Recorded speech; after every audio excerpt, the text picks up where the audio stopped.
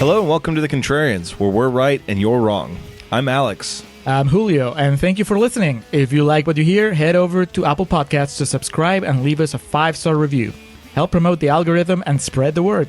You can also find us on SoundCloud to subscribe and review. And don't forget to visit our main website, wearethecontrarians.com.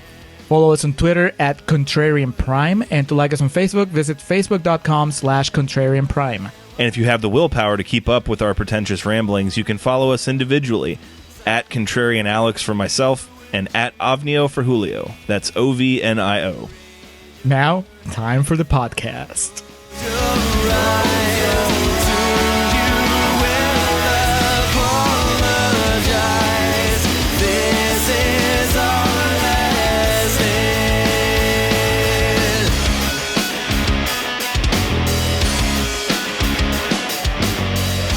All right, we are recording the Prometheus Commentary. That we are. Hello and welcome back to The Contrarians, where we're right and you're wrong. Welcome to the year 2020. I know our Avengers episode, the monolithic Avengers episode that dropped on the first of the new year, but this is our first time recording in the new year, and this is our first time penetrating your ear holes with a commentary track in the year 2020. You know, it's crazy, and I thought about this, I think, as I was driving here. We're like halfway to this movie. Our last episode of the decade was Mute. That's kind of a wet Fitting. fart of an episode. I mean, not because the episode wasn't good, but because the movie is so... No, yeah, not good. Yeah. That was one of those when we recorded it. More or less just my own self-consciousness. I was like, I don't know if this is good.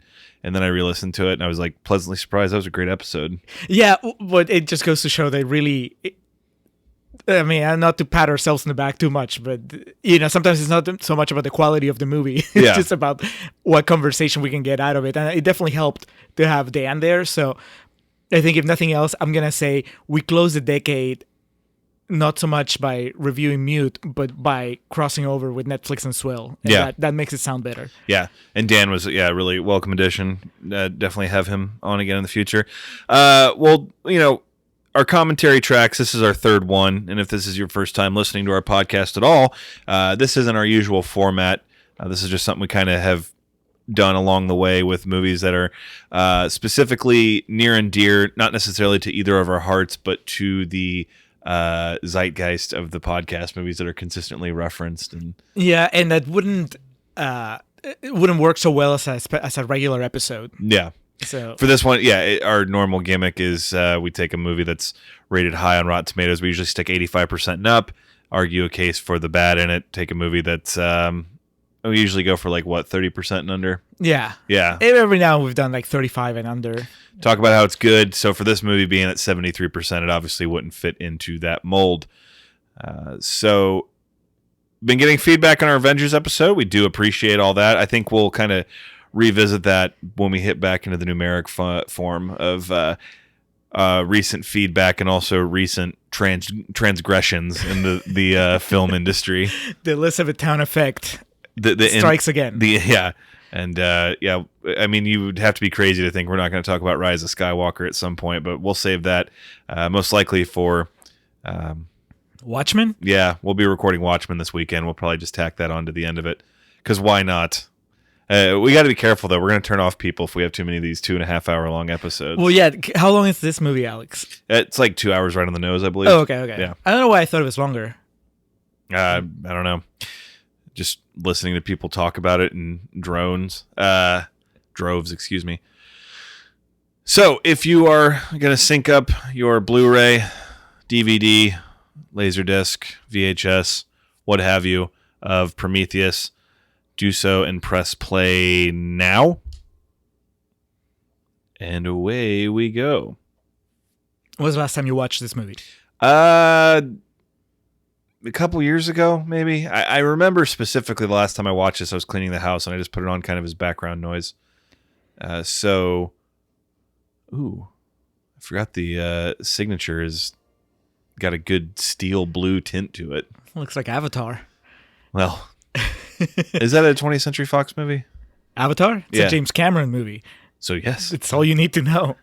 that was really tripping me out at Disney because they were selling it like the movie, and they obviously have all the rights to the shit in like the amusement park, but it's still, I don't think it's technically a Disney movie. Like I'm pretty sure on the back of the DVD or whatever now it doesn't have the Disney logo like it does for all the MCU movies. Does it just say Disney presents a James Cameron production? Not related to any of this, but like every time I see 2 or 3 signatures stacked on top of each other like signature clips, you saw The Disaster Artist, right?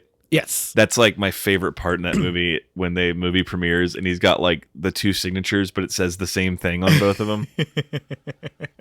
All right. So quick history with Prometheus. I saw this the weekend it came out in theaters in Denton. I saw it in 3D, which if you've listened to the podcast for much, if at all, if this, you probably only need to listen to one episode to know my thoughts on 3D movies, but I thought this one had a really good shot at being pretty awesome. And it was.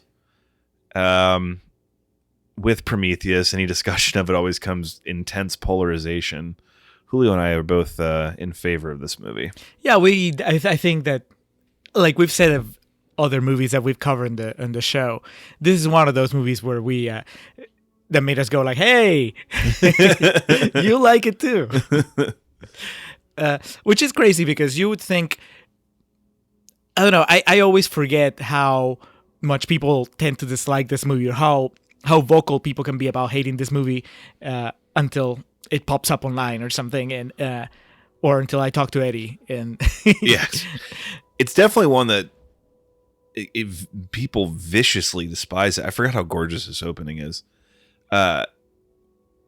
Which, yeah, to me, I mean, Michael Fassbender, man, the cast in this alone, like we've talked about, the worst thing a movie can do is you can say it was a waste of your time. Not that it was bad, but I mean, right. And so many people acted like this was, Mac and Me type shit. Well, the thing is that I don't know how you went into it, but I went into it not really thinking that it had anything to do with Alien or Aliens as a franchise. I knew it was Ridley Scott, and I knew that there were rumors that it was originally supposed to be an Alien prequel, but then I kind of got the feeling that had been scrapped. So I went in completely, I had no baggage, no Alien-related baggage. And honestly, it had been so long since I'd seen the original Alien that even when they got to the ship with the, I was like, is it not? I don't know. By the way, this opening, I've seen this movie a number of times. I still can't tell you what the hell's going on. Oh, no. And we'll get into further discussion of that as this movie progresses. Julio and I liking it doesn't mean that we think it all makes sense and it's all good. But I'm okay with it not making sense all the time. That's fine. I mean, Charlize Theron provides her Lifetime Achievement Award for the Razzies in this at one point. Yeah. But, I mean, do you have any idea, any theories about what's going on here at the beginning with this half-naked man and the... If we weren't doing a commentary track, if we watched this and then recorded, I could probably piece together something a bit more. But for what I remember right now, no. Yeah, he jumps in the water and he dissolves, right? Well, he takes whatever that is, the Right. stuff that Fassbender eventually feeds to some guy, and it like starts fucking all his shit up inside. And then he falls in the water, and then I mean, as one dilutes. does. We had to complete the circle on what we're talking about the Alien movie. This is just another classic example of, in modern times with the internet, people just taking a grain of potential truth and then just hammering it and basically jumping to conclusions and then getting mad when the conclusion that they jumped to wasn't the one. Right. Oh yeah, he does dissolve. I thought he just like fell. No. Because I thought, and I guess this is a good time to confirm my theory. I thought that we were seeing the beginning of life on planet Earth.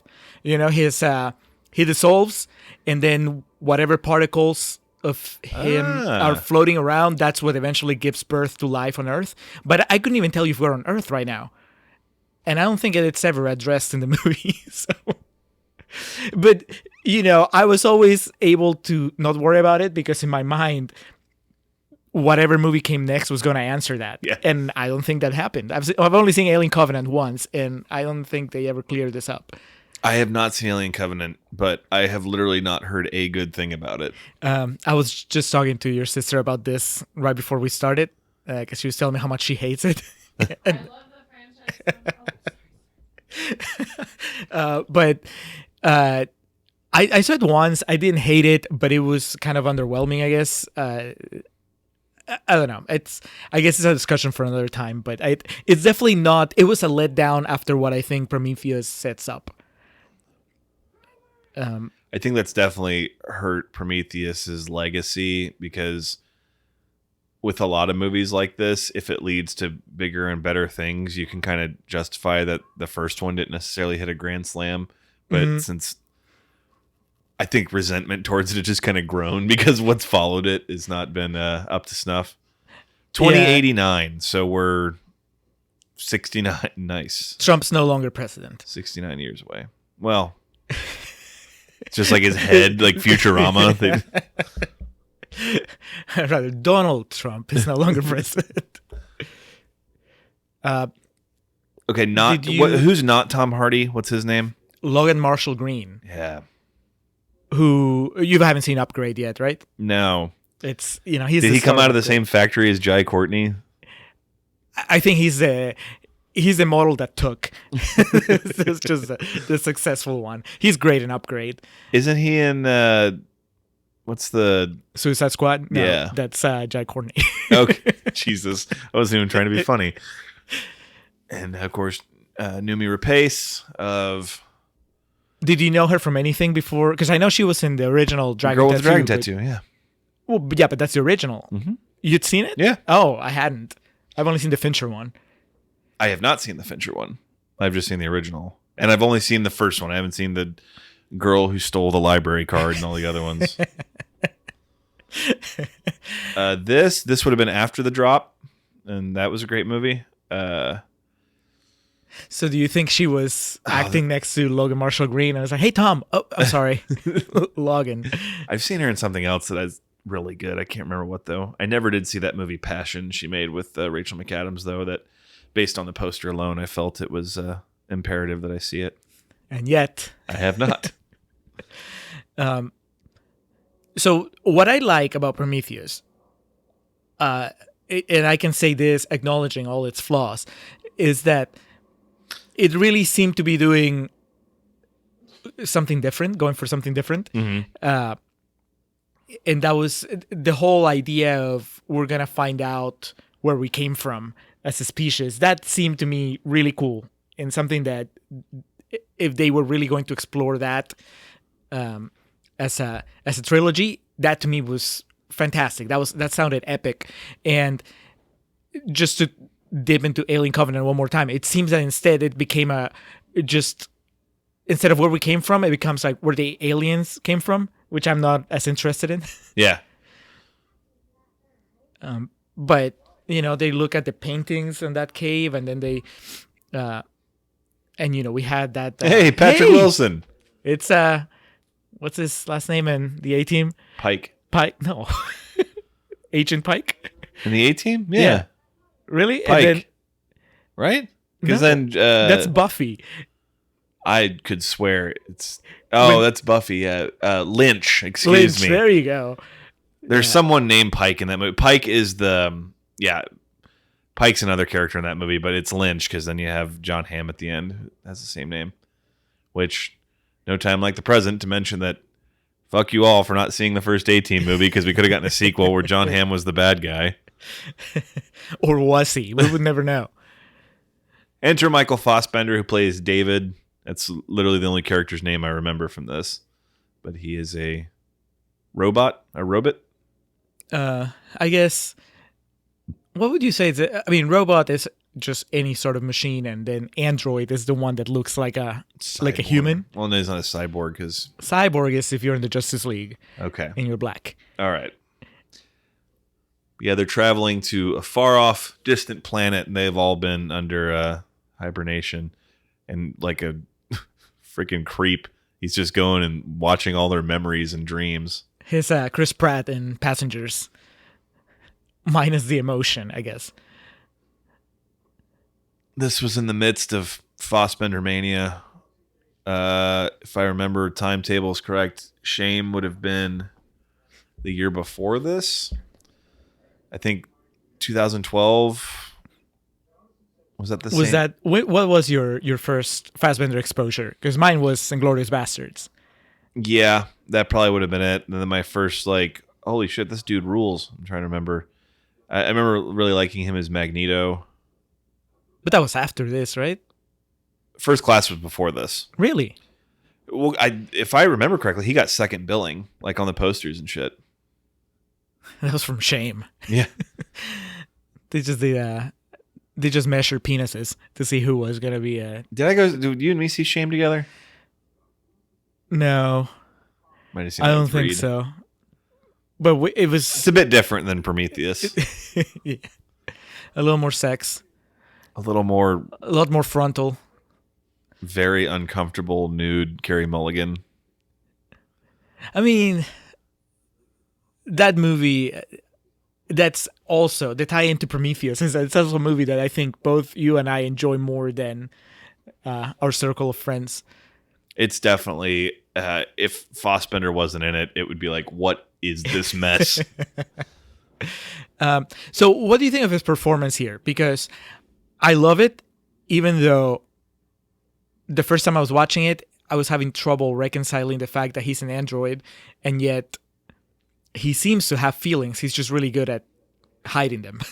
You know what I mean? Yeah, he's definitely like maniacal, and it's definitely like he has, oddly enough, he's the most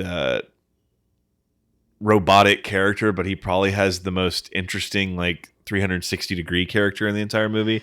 Because yeah, it seems like somewhere along the way he like learned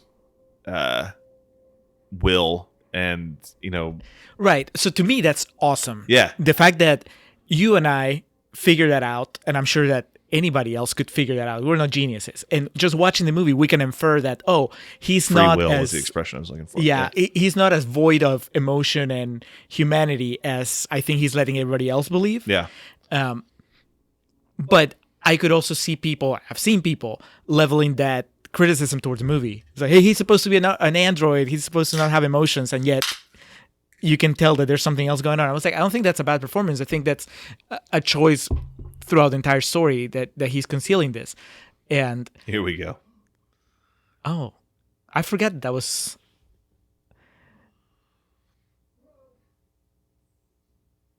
I don't know why I thought Charlize Theron didn't show up until much later. She just doesn't really do much. It's Furiosa. Comes in, horribly delivers lines, and then leaves. I think you're being too harsh. Charlize Theron is Charlize Theron. Charlize Theron, whatever. She's a great actress, but she is not good in this. Really? I mean, okay. Well, let's see how it goes, because I don't remember, other than her terrible, terrible, terrible line towards the end of the movie. I don't remember disliking her. She hooks up with Idris Elba, right? I mean, who wouldn't? I do believe so. There you go. Then I rest my case. She can't be that bad. Why is her hair dry? Oh, wait, no. Charlize Theron was wet because she took a shower or something. Okay, so even That guy. if you said that it's not a prequel to Alien, the Alien aesthetic is definitely there. Oh, yeah. See, the whole thing, and what the internet kills shit like this is like, spoiler alert, at the end when the xenomorph shows up, like, if there hadn't been any hinting towards that, and then people saw this movie, that's the kind of shit. Your thing about Spider-Man? Yeah, Spider-Man Yeah. Civil War. The problem is they feel that, film studios and creators alike feel they have to lean into that to ensure that the diehards come out to see it type thing. Yeah. Which is really, it's a shame, because all you had to do is say, I would think all you had to do was say, it's a movie set in the Alien universe. Not say it's an Alien prequel. Yeah. And then you're in. And also it gets complicated because I know people that basically had their main problem with Prometheus was just that they were having trouble reconciling things that happen in this movie with the way that Alien starts. Just you're talking about continuity and just kind of nitpicking certain details, which I understand. If you're a huge fan, then you're upset about it. But it just that kind of stuff never bothered me. Like, oh, why is the the xenomorph white here when they're always green somewhere else? Or, I don't know. The true xenomorphs are two-dimensional sprites that scroll across the screen in Predator versus Alien. Or is it? There's also, I think there's a Terminator versus Alien game in the arcade. All right, here we go. Huge problem number one. Guy Pearce is awesome. And this was right around the time that... That's a problem? This was right around the time that Lawless came out, and he, like... You haven't seen Lawless, have you? Nope, not yet. God, that makeup, dude. Yes. Lawless is awesome, and he is even better than awesome in that movie. And so I thought, okay, we're going to, Guy Pearce is back type thing. And then this shit comes out, and he's just caked in this bad makeup, and there's literally, God, in today's hashtag woke culture, like, I can't imagine the outrage of, like, why didn't they just use a real old person? To be fair, even then, all joking aside, there's no fucking just use William Hurt or like Patrick Stewart or something. See, that would have pissed people way off. If they use Patrick Stewart and they call him his first initials P and his last name's Card. Do you think that they did this because they were anticipating at some point? Well, maybe it happens in this movie, and I just don't remember. Using Guy Pearce, young Guy Pearce. Yeah, young Guy Pearce, and that's the only reason why you have him covered in just layers and layers of makeup. So you can remove them. What was that movie with Leo J. Edgar, where that was kind of the fuck? That movie won awards and shit. I never saw it, but I just remember the makeup looked like. You're mad about Green Book by winning Oscars. Was really the first offense was J. Edgar winning makeup, if it did. Yeah, that's pretty bad. I've never liked it. I think that just traditional makeup to age people is usually hit or miss, more miss than hits, just for my taste. People complain about CGI looking fake. To me, old people makeup looks fake. Oh, yeah. It takes me out of the movie. But here, because it's a sci-fi movie, I can tell you it doesn't really bother me that much.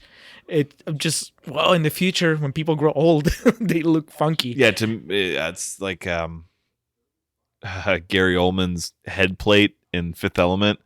Like, it looks really gaudy, but it's like, well, who knows? That could be how things are then. Yeah. I mean, Guy Pearce is supposed to be really old in this movie. Yeah. Past the hundreds, like 150. Diets could change, and we have the skin tone of a Ken doll. I'm trying to remember if Covenant opens with young Guy Pearce talking to Fassbender. Yeah, I'm here. It's me, Guy Pearce. What his reinvigorated success? What was it parlayed into? Wasn't he in Iron Man 3? Fuck yeah. Yeah. Sad. He has a big part in Iron Man 3 too. So I've only seen it once. And the whole time it was just like, nuh-uh. So, other than, this guy, Lord Marshall Green, at the time, he was not a name. I don't even know if he's a name now. I Who I know is that him guy as, with the glasses? He looks really familiar. I don't know, but that was TJ Miller. But that was gonna be my point, that this is a crew of mostly unknowns, right? Who do you know out of that gaggle of scientists? That's the thing. I do recognize the dude with glasses there, and that Asian gentleman. Where do you know him from? Because he looks familiar too, but I don't know. I'm gonna look it up. I know. I didn't even know Naomi. Oh, wait, no, we did watch The Drop before this, so I guess. But yeah, the big names to me here, as I was watching it, were Idris Elba and Charlize Theron. The Asian gentleman is Benedict Wong of Doctor Strange fame. Oh man, put on a few lbs since this movie. Is he in The Martian? I have not seen The Martian. Oh, I think he might be. So he's a Ridley Scott regular, at least he's in staple. 2. A few LBs. Okay, homie with the glasses. I just saw his name. I didn't even have to look this Texas up. Chainsaw Massacre. But I immediately remembered where I knew him from. Rafe? I do apologize if I'm mispronouncing your name. Fines. Rafe Spall. What I recognize him from is he is the author that's transcribing the story in Life of Pi.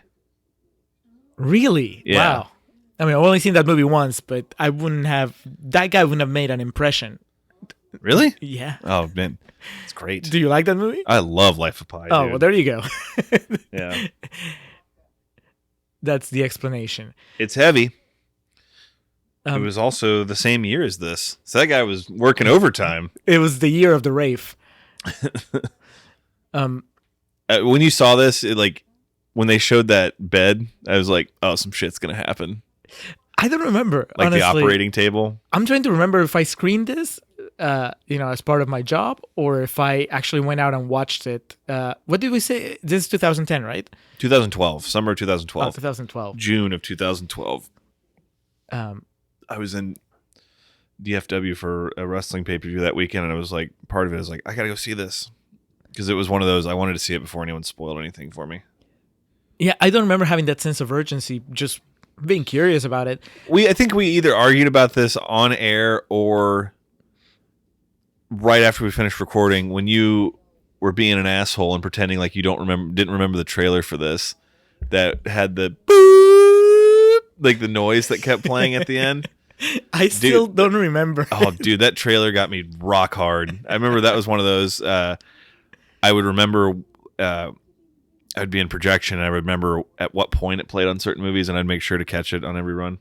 I think you're a bigger Alien fan than I am, and I like them all. I mean, I'm not the Alien versus Predator. I haven't watched those, but I haven't seen those either. The core 4. I like them all to different degrees. Didn't really have anything to do with that. It was I was really excited about Noomi Rapace getting a leading role in a big Americanized blockbuster. Liked Michael Fassbender, and man, that's the whole point of a trailer. A good trailer can make you believe anything's going to be, fucking Wagyu beef. And then it goes out into the world and it gets dissected frame by frame. Yeah. And then they just squeeze the joy out of it. Well, that was the last kind of that era was kind of the end of the great trailer, in that the trailers were still crafted in a way that was almost artistic in and of itself. Like, I've talked about this endlessly. The first full-length trailer for The Dark Knight is still, I have a more vivid recollection of watching that in the theater than most movies I've seen in my life. And similar for this, now trailers pretty much consist of, you got to show who's in the movie, and you got to basically lean into what you want your target audience to be enticed by. For a while back in our day, especially at this point in time, movie trailers were more geared just towards being good trailers. Like the Llewyn Davis trailer was really good, and I think that was around this time too. But that's... Well, I mean, Llewyn Davis is kind of a different beast, because I was about to say, if you made a trailer for Prometheus today, they would probably include the shot of the alien. xenomorph. Yeah, oh, absolutely. But with Llewyn Davis, what could you spoil in that movie? He doesn't make it. But yeah, the point being, I just remember specifically in that pocket of time between 2008 and 2012, there were a lot of money trailers. God, I forgot how good this looks. It looks great. Man, now that you've pointed out who Benedict Wong is, I can't not see him, but at the same time, he looks so much younger, which would make sense. Yes. I mean, it was almost 10 years ago. But yeah, Fassbender just made some kind of smart-ass remark, had a hint of a smile. Mm-hmm. That kind of stuff, I like it, but it would, on the surface, contradict the fact that he's an android. They should have noticed. Does Charles Minor speak in his British accent, or is he American in this?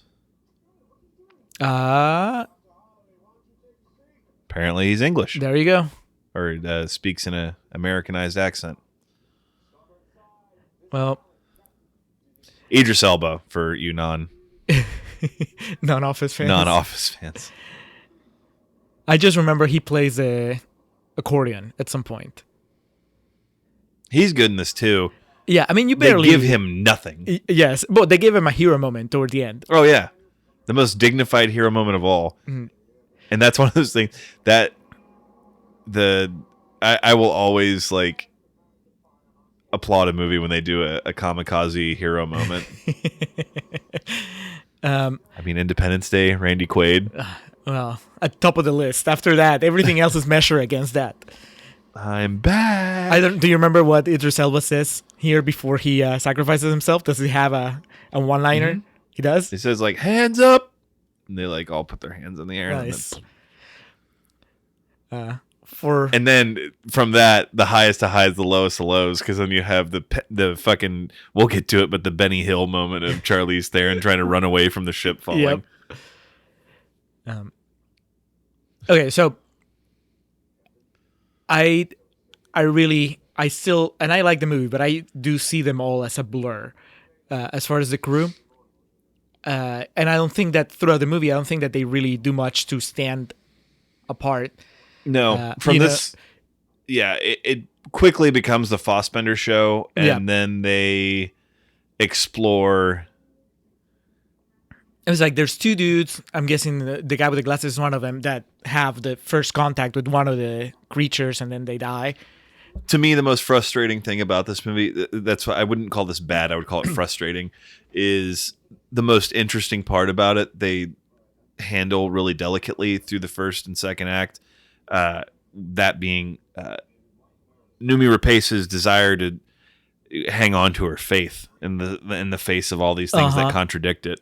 And then actually it carries on into the third act, but then in the last 10 minutes, it's just like a airplane toilet flush. Just action. No, actually the very last minutes of the movie, I really like. Really, that's like what killed it for Reed. Like, really, when she's carrying the head of Fassbender, and she's like, "Off we go to find our makers." Oh no, we'll get to it, but he always when he talked to me about it the first time, he's like, and then it fucking just became a Friday the 13th movie at the end. Oh no, I mean after that, I guess the epilogue. The epilogue, yeah. After Jason's been banished to the bottom of the lake, and in regards to that religion angle that they work throughout this, I was about to say my favorite shot isn't in the movie, but there was a shot in the trailer that I now understand where it was going to go in the movie, but for some reason it's not in here. And I'll 2 hours on the dot broach that subject when we get to it. No, it's like they show a different shot, and like I can tell from the shot in the trailer, because it's just like at the end of the trailer, it's like doon, doon, doon, doon. It's all these like rapid fire shots. But I know exactly where it was in the movie, and for some reason they took it out. Is it the shot of Henry Cavill with his arm extended as if he was on the cross? It's the shot of Fassbender looking at his naked body in the mirror. What on earth is that? So, do you remember when you were watching this? Henry Cavill. That's who's in the glasses, is Henry Cavill. There you go. Don't recognize me. Do you remember having an idea of where this was going as you were watching it? I mean, it's. I mean, do you think, okay, well, they're exploring, they're going to find some sort of creature that's lethal, and then that creature's going to kill them one by one? Yeah, well, not one by one, but it was. I mean, these things aren't rocket science. I guess I just don't remember having that feeling, despite them flying a rocket ship through space. I think because, like I said, I didn't go into it expecting an alien movie, so to me anything could happen. Maybe they could all make it out alive. Yeah. But I guess my first hint should have been that none of the other characters are particularly well developed, so of course they're just cannon fodder. Yeah. But man, this looks great. Yeah. I haven't seen it the same thing in even longer than you. I don't know if you remember, but I had a birthday party probably at least 5 years ago where one of the movies we played in the background was Prometheus. Nice. And of course, I wasn't watching it, but I remember just glancing. Remember one you had where you put the Master on, and I just stopped socially interacting with people because I was just watching the Master on your TV. Yeah. Oh, you know what? It was a party when I was. It was not my apartment before I got married, but the one before that one, when we had the karaoke at the apartment, and we stopped to start Prometheus, and I remember glancing at some point, and my friend that was operating the karaoke machine was looking. She had never seen Prometheus before, obviously, and she was just looking at the screen with this puzzlement on her face. It's like, what the fuck is going on? You know, the naked man drinking and then dissolving. Yeah. I remember that. You and I sang Jesus is Suburbia. Yes, we did. All 10 minutes of it. Yeah, I mean, at this point, I'm like, all right, these fucking jobbers are going to get killed by something. I know. They're being way too careless about this. But that's some cool technology, though. And then I was like, all right, kill this guy. Kill the redhead. The redhead with a mohawk. You can't have both. Steampunk Seamus. And then you're either one or the other. If I'm going to identify you, you're either redhead guy or mohawk guy. You can't be redhead mohawk guy. It's too much. Yeah, this stuff looked cool in 3D. All the digital effects and whatnot. So what's your problem with Charlize? I mean, so far I haven't seen her do anything egregious. She's just like... standing there? I mean, that's... I remember thinking for a portion of the movie that she was also a robot. Because she's so just, you know, robotic in her movement. And it's one of these movies you watch and, God, we've done so many of these now that I always struggle for an example or a throwback. We've talked about this in different episodes of great actors that are in movies that you're just so baffled by because they look like they don't know what the fuck they're doing. And this isn't like what I was talking about with the Avengers, Rachel McAdams with the CG thing. That has nothing to do with it. It's just like... it's all practical. It's like, what is she doing? And, you know, the coup de grace that we'll get to here in a little bit, if this was the first thing I ever saw Charlize Theron in, I would be like, I'm not watching any movies with that woman again. But fortunately, the first thing I saw her in was Reindeer Games, and I was 13 years old, so she will always have a very... She has your heart. I was going to say soft spot, but for those intents and purposes, be a hard spot. I think that, I mean, obviously, the character is meant to be sort of an ice queen, maybe only so that she can hook up with... so that it's so amusing when she hooks up with Idris Elba. Yeah. And if that's the case... I mean, I'm fine. That's I'm such a cliche. Right. But you just need some loving, woman. Yeah, perhaps not the most progressive of depictions.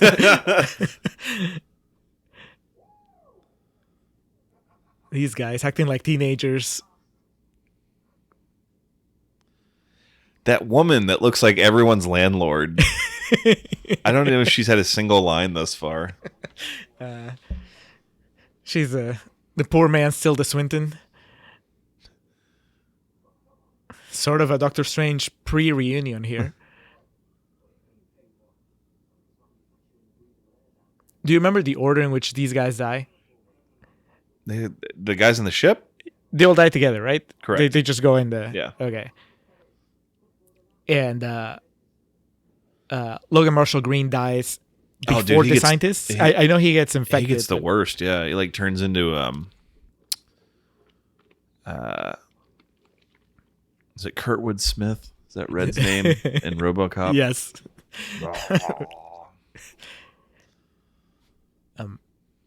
Wait, does that happen to him in that movie? Yeah, he falls on the acid. Gets hit by the car. Yeah. I always forget that he's in that movie. He's just red. Oh yeah.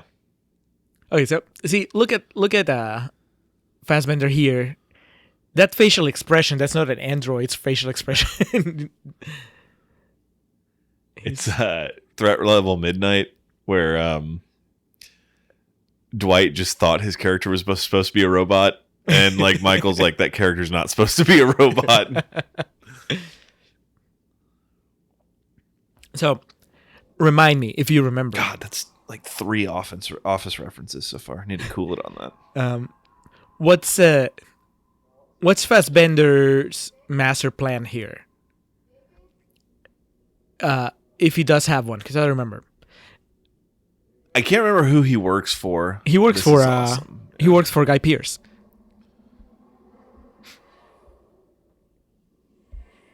Oh, this is amazing. Yeah, those are the architects. Yeah. The ghosts, sort of.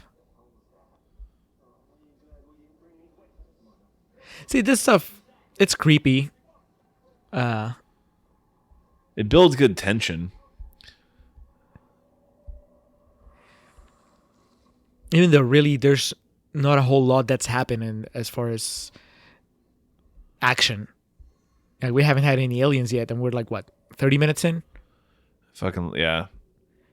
It's really, that scene's really well set up. It's like, but I do love the idiocy of like, well, these creatures that were twice the size of us were running away from something, so let's go towards where they were going.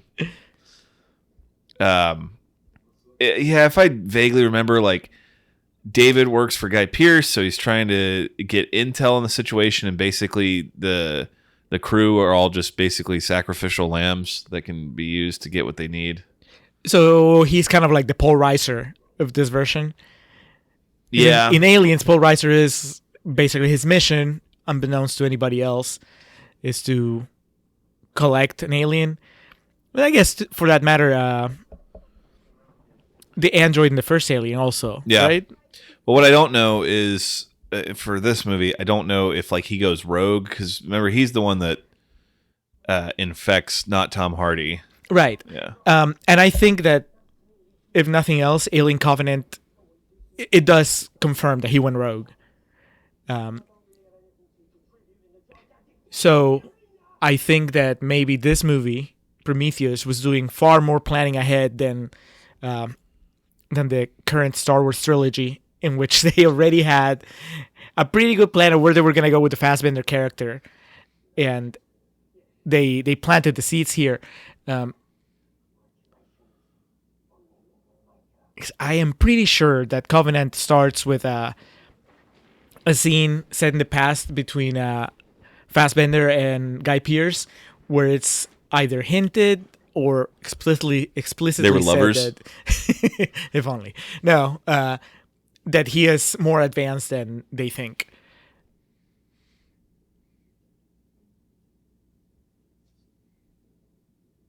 But I'm also thinking that if you're watching this for the first time, there's no way you pick up on all that.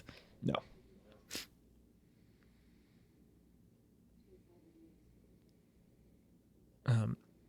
Those are some sweet suits, by the way. The backlight. Yeah. I mean, it just look cool. And not just the backlight, but the design is pretty sleek. And if you're blonde Michael Fassbender, then even more flattering.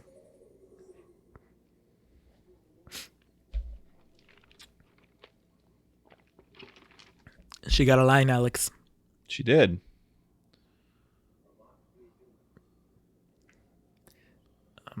That's supposed to be one of the architects. But I've never figured out. I can't remember if they explained it or not. So basically, this was their planet, but then fucking these creatures came and overran it. No, they created them. Isn't that what happened? Like the Sure, it's been a while since I've watched this. I think they created they create the aliens and they use them as weapons. But see, I could not tell you how that ties into the beginning of the movie with the.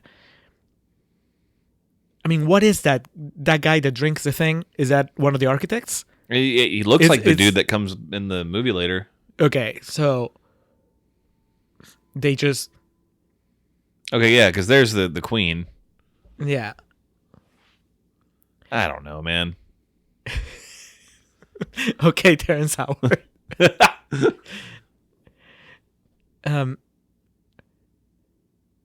Yeah, and I've always resisted. This thing has a commentary from Ridley Scott, right? I would hope that he would at least either cop to not really knowing what that beginning means, or he would just tell you, "Oh Just no, explain it. this is what we're going for."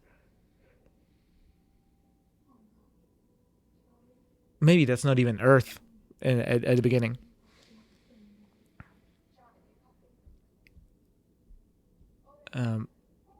It would be awesome if the commentary track, he's just like, I don't know. Like it's... I had a dream, wanted to shoot this. It's like Wes Craven in New Nightmare. He's just transcribing his dreams. Yes.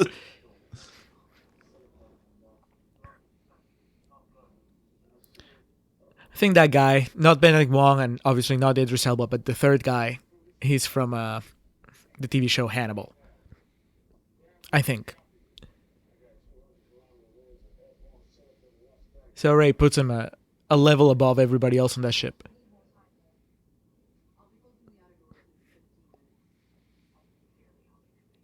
Yeah, see? Charlie's supposed to be a badass. Okay. She is the Ripley of this movie. Don't like that. Yeah, there's the queen. All right, so David is collecting samples. They got the head.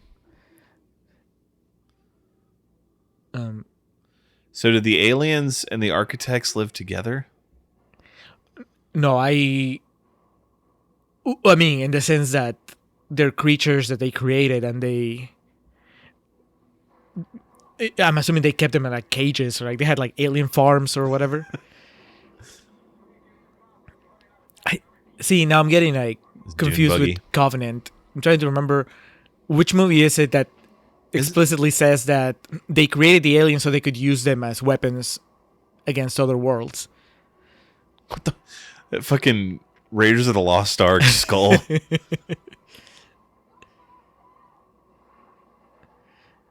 How was the 3D on this mummy inspired sequence?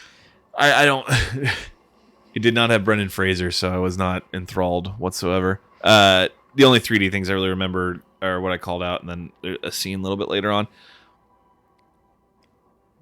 It wasn't shot with 3-dimensional cameras, I know that, but a lot of the post work, there was more effort put into it than a lot of 3D movies. Oh shit! Ooh, I forgot about that. Ow! All for the head.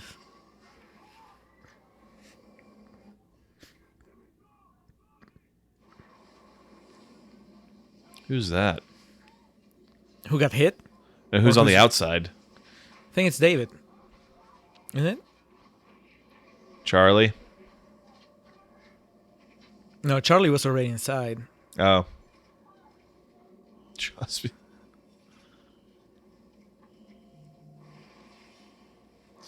Danny McBride's in Covenant, right? Yes.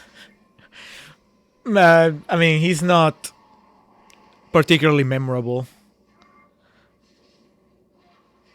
Here we go. Michael Fassbender to save the day. Yeah. With his emotions. His self-awareness. Yes.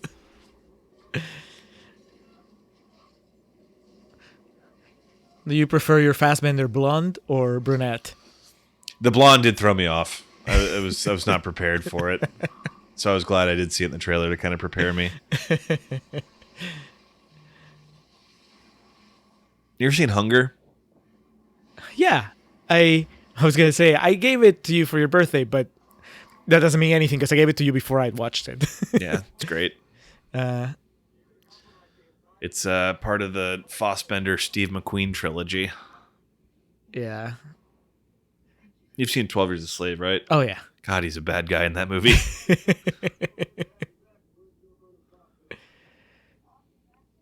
Oh, they left the nerds behind. That's what happened.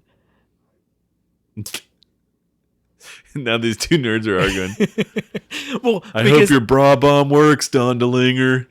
I was trying to remember when I was asking you the order in which they died, because I knew that Logan Marshall Field died in the ship, but he seemed way too relaxed in my memory of it if they had already lost the two scientists, and that's because the two scientists are left behind, so they never really understand. They never really know that they died, I guess.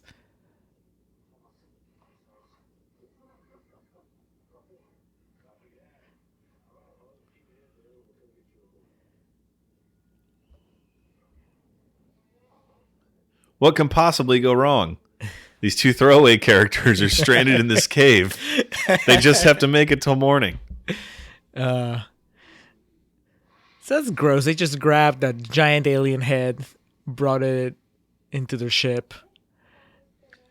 No disinfectant. I mean, now they just did the thing. Here we go. The physical embodiment of charisma.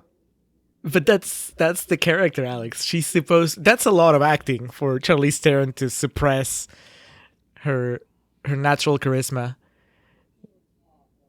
Just be like really uptight, humorless.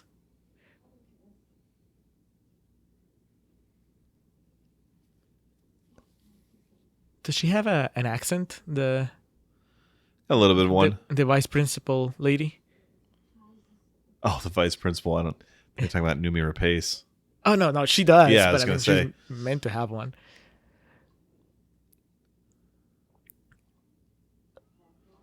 That's gross.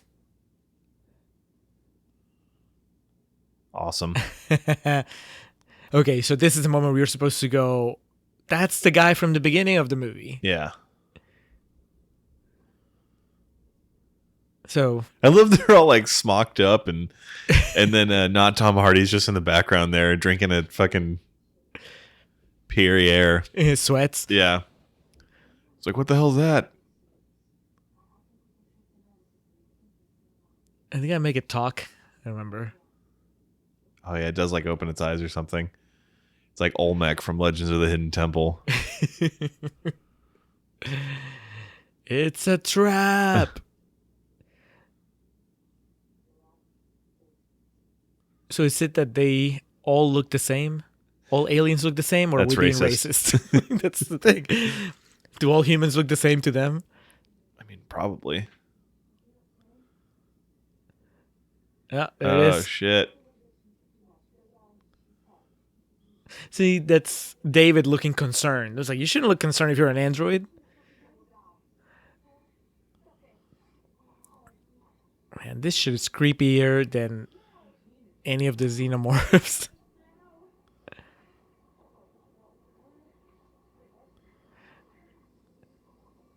I forgot all about this. Okay, he doesn't talk then. He just makes faces. Oh. They reverse microwaved him.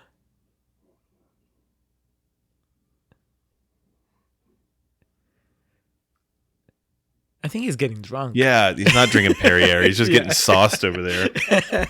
Wildly irresponsible. What's his problem? Why is he acting like he's acting You signed like, up for this mission, homeboy. right? He's bummed that they only got the head, not the entire body. Man, that's more awesome costuming here.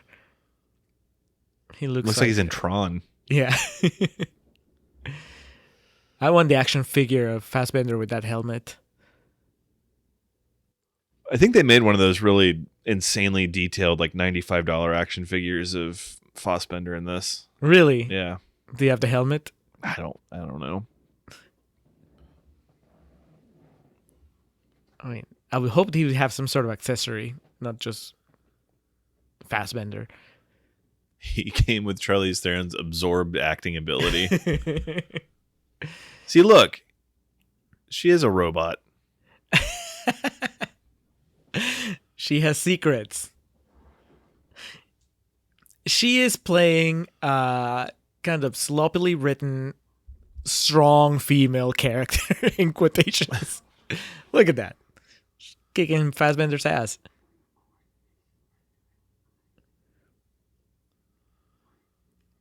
Now kiss. Sexual tension is palpable between the two droids. I mean, it's Fassbender, of course.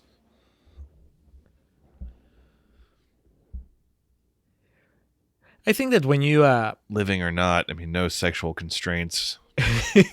doesn't matter. Does it have working parts? That's all that matters. I think when you're doing one of these movies, because you need so many characters to be the fodder, and I think I might have made this point at some other time when we did a movie similar to this, some sort of slasher, but that you need to quickly establish the personalities. Yeah. And so that's the problem with the two scientists that got left behind. I really can't, one wears glasses, the other one's a redhead. That's yeah. But there's no personality. Charlize Theron, at least I can tell you, oh yeah, she's supposed to be the Ice Queen, and that's so to me that's a win. To me, when I see her in this movie, it's like she's supposed to be a good actress. Oh man. See now, if this was a Marvel movie, that would all be CGI, and a top 40 hit would be playing right now. He'd be like, and this scene would be setting up 3 movies down the line. Yeah. He'd be like taking that apart, and it would be like, yeah. Or what's the song was? How you like me now? That was, speaking of trailers from that era, that was you, me, and Eddie always joked about. If a trailer had that song in it, you knew the movie was going to be shit. Bad news. Yeah. Huge red flag. Here we go. Big things have little beginnings. Small beginnings. So that was really cool. I just noticed that for the first time. Did you see his fingerprint? It was. Oh, yeah. It's like it had the company logo. Yeah. So he took that thing from the planet without anybody else knowing, right? That's why he's studying it on his own. Yeah. I think not Tom Green, not Tom Hardy is about to give us a monologue where he explains why he got drunk. He explains what his fucking problem is. I love how Fassbender, whether like you don't know what his intentions are or what his orders are, but it just seems at this point he's become this massive sociopath. He's like, what does this goo do? Well, let's go test it on this guy over here. This is one of my favorite parts of the movie, all kidding aside. Because this conversation, when he tells him, you are my creator. Yeah. And you are very disappointing to me.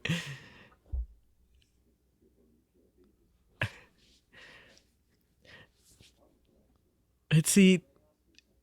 He acknowledged in that sentence that he's not supposed to have feelings, and yet he's making jokes. Because they deserve to die.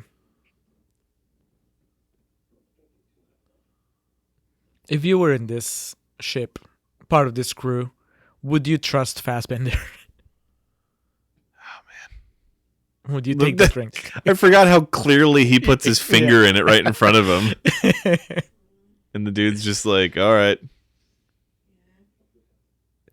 To good health. You are not drinking, David.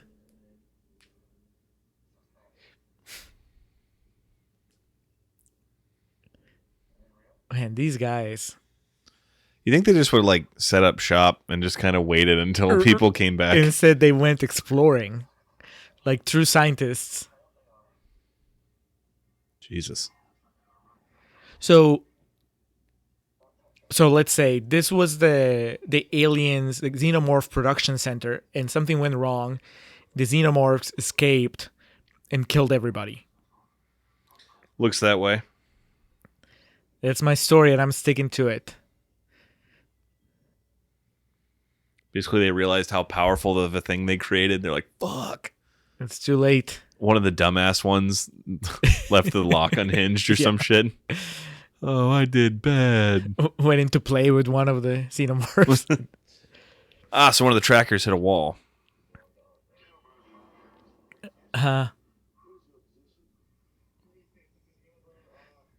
What's the name of the ship in the original? I was going to say the Lazarus, but that's Jason Takes Manhattan.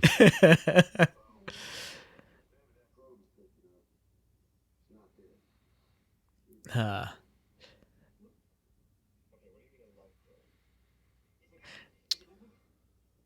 mean, it's literally like the two worst... Nostromo, there you go. The two worst possible people to leave behind got left behind. Love Idris Elba, just this flannel blanket. Waking me up from my damn nap. Agitating my sciatica. I thought that would have seen him play the accordion by now. Is it just a one-time thing? He doesn't in that one scene?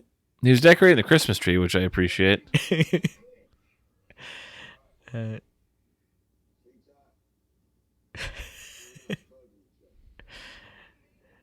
Try not to bugger each other. What the hell?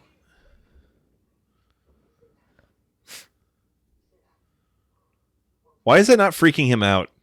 He doesn't care. Oh, yeah, he's just the ship captain. It's like, I'm not getting off this ship. Well, also, I think that in his mind, they're overreacting. And he also knows these are throwaway characters. Yes. If it was Charlize Theron down there. They're very inconsequential. Yeah, if it was Noomi Rapace, he'd be like, get back. She vaping? Oh, no, that's it's a little recorder. She's eating with chopsticks, though, which is... Spoiler alert to a bigger part in the movie. I think the implication is he's sauced and he's ready for lovin'.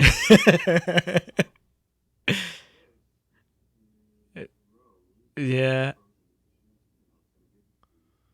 So he's bummed because they didn't find... Oh, yeah, yes, exactly. He thinks they wasted their time coming there. Yeah. All they found was dead people or dead aliens.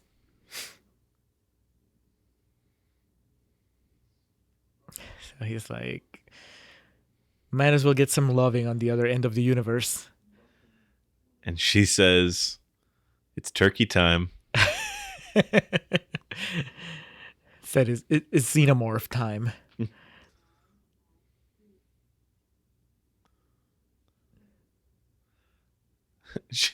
Now get out that little chest burster.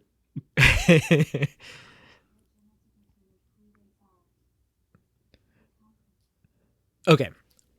So we come from them. She literally just said that. Yeah. So that would sort of validate the theory that what we saw at the beginning was the beginning of life on Earth. Yeah, that's a good call.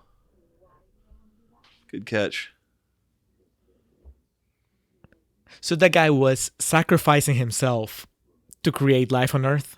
Was there no easier way? And the movie cuts in right after they all drew straws. Or he lost a surefire hand in a poker game. He lays him down and then the other guy gets a flush. Damn it! You get to birth humanity. But see, do they go around the universe just doing that to different planets? And why? The why, I don't think ever gets answered. I guess the prerequisite is that wherever they go, the planet has to have a waterfall. Have a beautiful place for life to start. All right, let's wrap this up. This is going a bit long. Well, it's his final scene. Right? We're about to say goodbye to Logan Marshall Green. I mean, I jest about why are they having sex, but I mean, fuck. They've been asleep for 2 years. Yeah, and Homeboy's probably got 10 pounds of pudding in him.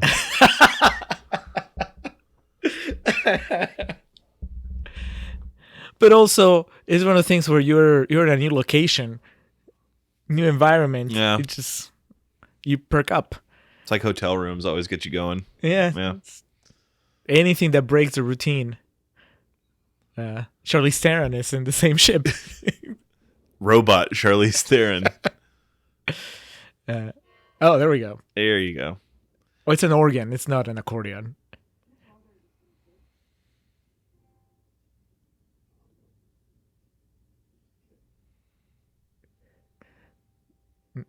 Now this is sexual tension. Not what she had with David earlier.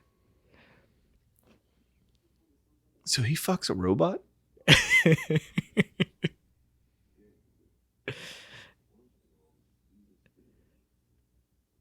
That was the one thing they gave his character. An accordion? An accordion. Like, and it's gonna be not just any accordion, but some sort of antique. They just had to work it in. He just showed up on set with it. Like, I've I been have an practicing idea. this for a while, all right? This scene, I mean, I love it, but this scene has nothing to do with the movie. No. It's just Idris Elba is about to break down the ice wall. Having not seen it in a while, not analyzed it the way we are right now, though, I do appreciate that it's right after not Tom Hardy and Noomi Rapace getting at it, because it sets the tone that, like, basically Everybody's the tide fucking in is this right ship. for fucking. Dude, this is some masterful acting from both of them. No words necessary until then.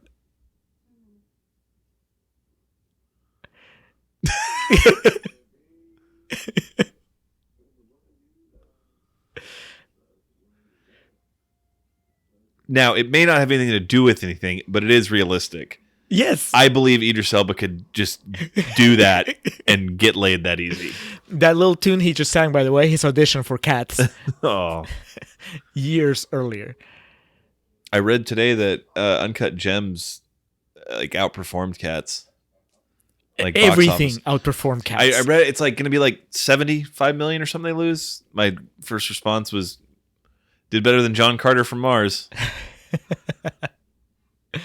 That movie lost Disney $200 million. Yep. All that good work that Avengers put in. John Carter was, I guess I kind of would have been in the beginning. Oh, of I thought you were all talking about Cats. that. No. Cats isn't Disney. What is Cats? Apparently a Broadway? disaster. Oh, Here we Okay. go. So I never noticed before we were watching this that the goo that came from that was the worms crawling in the dirt earlier that they stepped on. Just like little tiny worms. okay. And then they crawled into that goo, and so now they're big cobra-like things. And here's the brilliance of it. This fucking scientist just gets in its face. Yeah, so I've always I felt like I had to defend this scene, but it's sort of indefensible, but at the same time it's not. It doesn't bother me that he's so Practical. dumb. Appreciate it. Yeah. Like, this is a really dumb thing to do. And my argument was always, well, you're watching an alien movie, you know? They do dumb shit all the time. You would have complained just as much if they like quarantined it in a little cage and studied it for a half hour. Yeah. I think that you can be a scientist and you can be an idiot. Oh, yeah. It's still, you know. There are many people I've talked to with master's degrees that I am much smarter than. They would try to touch the Yes. the alien. This is awesome, though.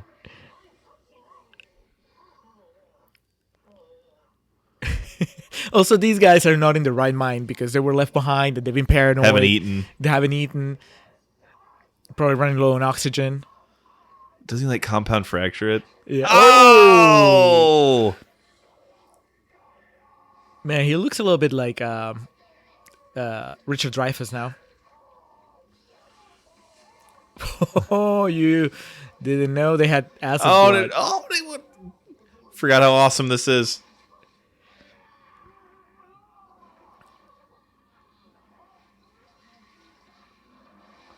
Oh, that's- fuck. So in the end, I can't really just be mad at it because it has such an awesome payoff.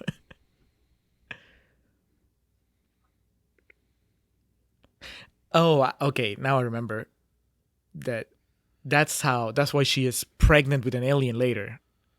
Because they got down to it. Yeah. Yeah. And he just passed. But that's not like that was David's plan. No. That was just a happy side effect. Yeah. It's consequential. Yeah. Look like shit, homie. It's like Alex Mattis New Year's Day, 1 p.m. I haven't partied hard on a New Year's in a long time. Same. I'm at the point now where I work on New Year's Eve. Okay. A little. Brief shot of Naomi Rapace. Had such a good time. She's sideways on the on the bed. Got really out of control.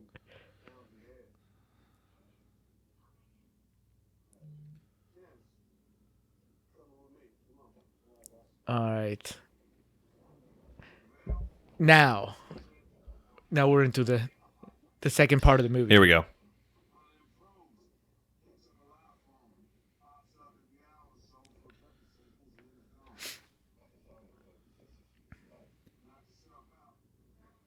I forgot that Idris Elba actually left the ship. I did too. I thought he was just the captain that stayed with the ship the whole time. But now they're a full-on rescue mission now. This does look really good. Like to the point of it's able to suspend my disbelief. That it's not real. Uh-huh.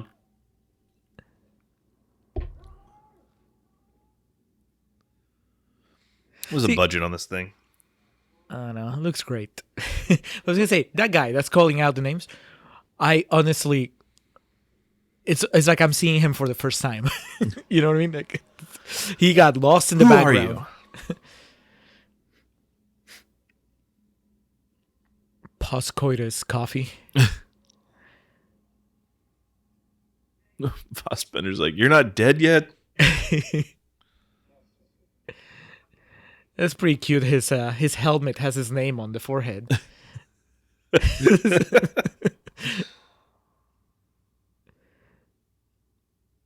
All right, so this is June 8th of 2012. The budget was around 130 million. Box office was around 400 million. So good. Did well. All you haters went to see it again. Yep.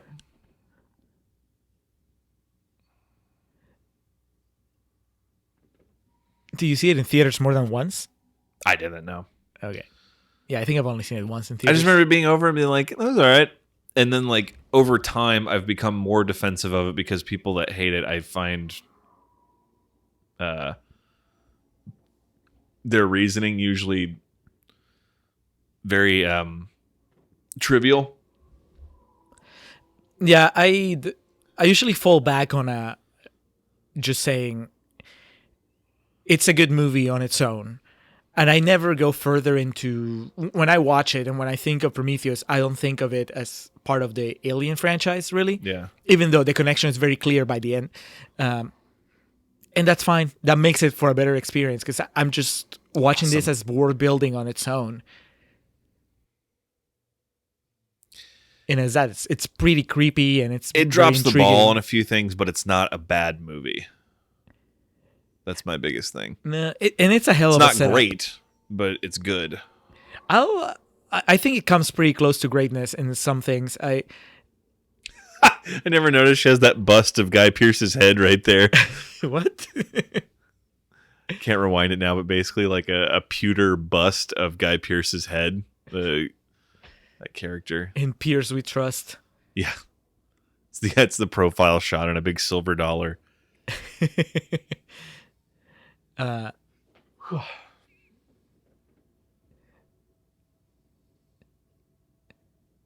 think that because of the way it ends, that also just builds up a lot of goodwill, at least for me, because it ends with Shit. Wow, you're drunk, homie. It ends with them just basically going to continue the mission, to continue the search.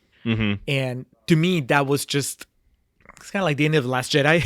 Just like the promise of where do we go from here? Yeah. We can go anywhere.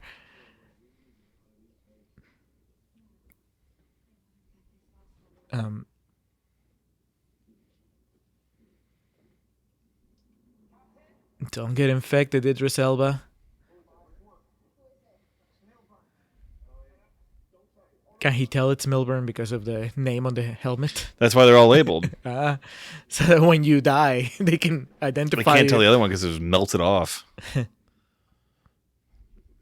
Oh, shit. Oh. Turn into Voldemort.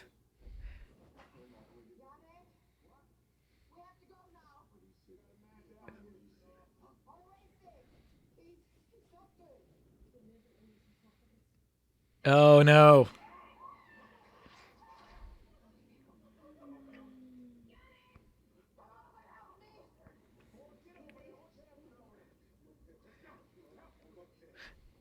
This right now they're inside a ship, right?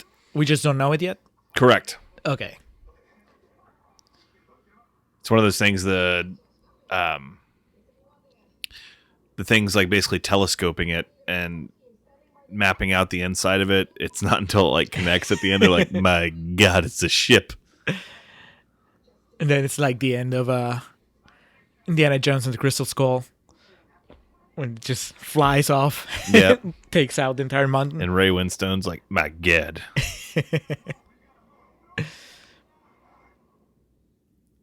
That is Ray Winstone in that movie, right? Yes. Yeah. The He's like triple his agent. friend that turns on him. Yeah. Yeah, but then it turns out that he turns like 3 times in that movie.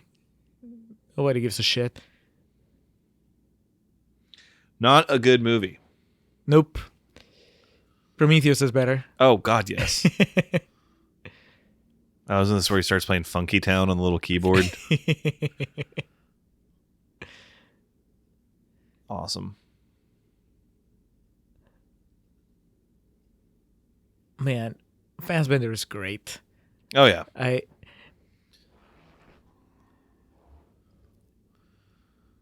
Look at that smile. That fucker.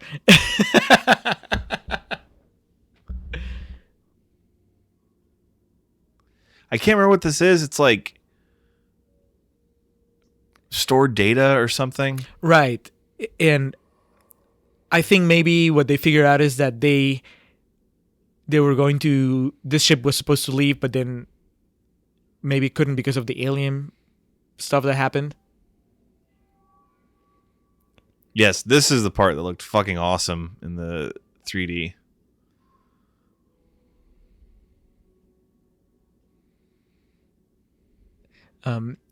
The guy played the flute for like a second, right? Yeah. In Covenant, one of the things they show is that David plays the flute.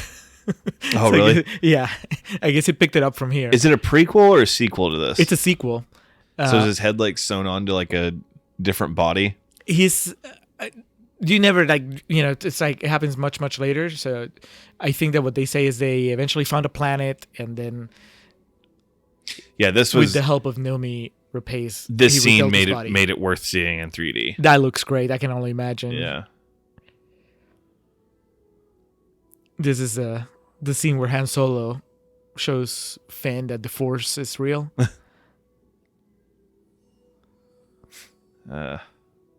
Prometheus is better than Rise of Skywalker. Well, that was The Force Awakens.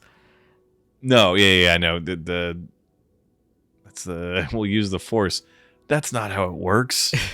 But right now, anytime Star Wars is brought up, probably for the next 3 or 4 months, I'm just going to think about the empty feeling that Rise of Skywalker left me with. It was bad. I felt hollow like the architects walking around here. Defeated. That was a huge publicity I still remember. / spot in the TV spots. Here's the thing. The sense of Shot awe in the that TV you get spots. from these sequences and the movie in general, that's something that I was not expecting and that I still think back on fondly. Yeah.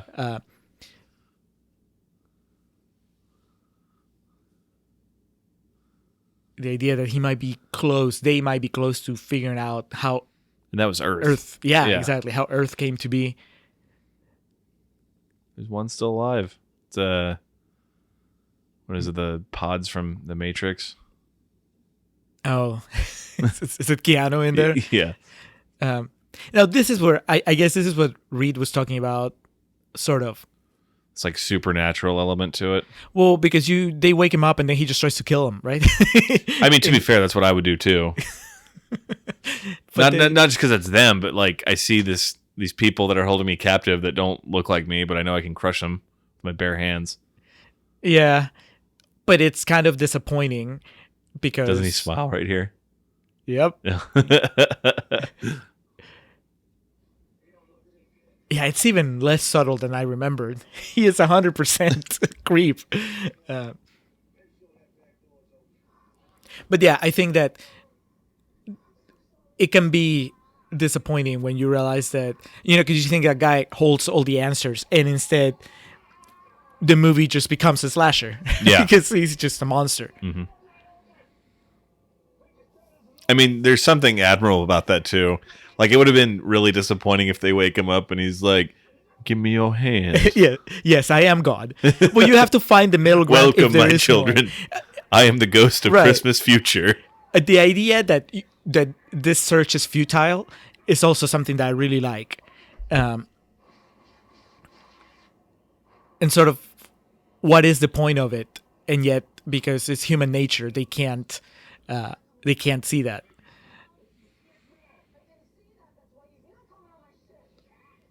Charlize is a badass. Take 2 or 3. Doesn't she have a flamethrower? Yeah. She does.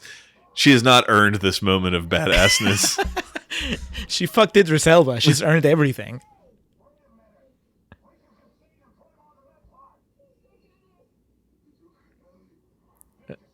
Uh-oh. She said, "I love you, baby." Yeah. Oh, he did the Pacino don't. Oh, no, he said do it. He did the Rorschach. The Rush. Do it! It's pretty traumatic shit, man. Also, that's kind of bullshit to force Charlize Theron to do that. You know what I mean? I guess they didn't force her to. Well, he was saying do it. Yeah. He knew the score. Right, but He I'm knew saying she was like, an emotionless robot. she will not be haunted by this.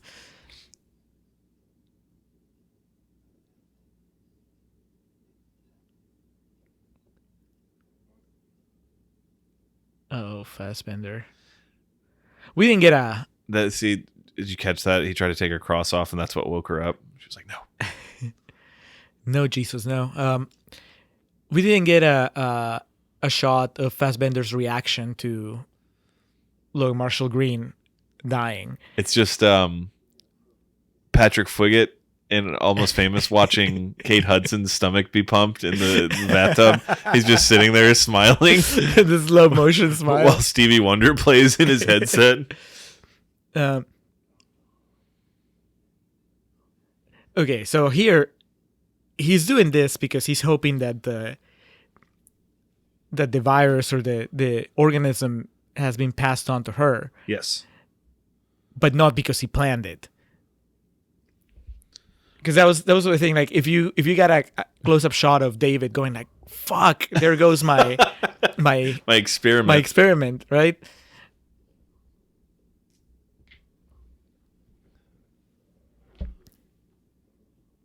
Intercourse. That's not how pregnancies work.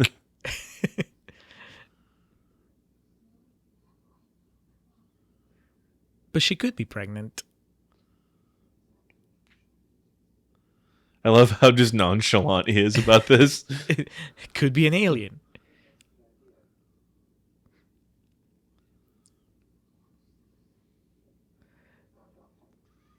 Be a hard pill to swallow. Like, hey, it's like a squid growing inside you right now. Well, I think... Yeah, I think the idea that David is just this madman that's just playing around, it makes the movie work a lot better than as if he has some sort of plan. Because if his plan is to deliver this to Earth, to deliver this organism to Earth, and you're like, oh, well, the perfect vessel to carry this organism would be a woman that's pregnant with the organism. Therefore, I'm going to infect her boyfriend, assume they're going to have sex, and he's going to pass it on. And that's a little too convoluted. Well, I was about to say, but he's doing an expert job of calling it on the fliz. He's like, well, this isn't what I anticipated, but this will do. And it's kind of like, dumb luck. He's like, I was just testing on a human. I didn't know this shit could be passed on through sex.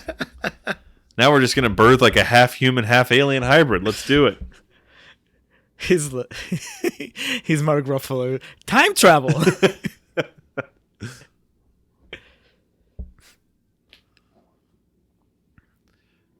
One thing that I've never figured out, and we're way past it now, we're close to the end of the movie.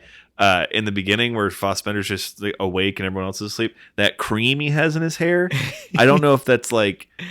He's dyeing his hair blonde. I don't know if that's what it is, or it's like, grease for his circuit board, or like what's going on. She looks like Rose Byrne right there. A little bit. Man, this lady has made it much longer than I expected. In my mind, by the time that we get to the pregnancy, it's just them. Like all the background players are gone. See, I didn't realize how close to the ending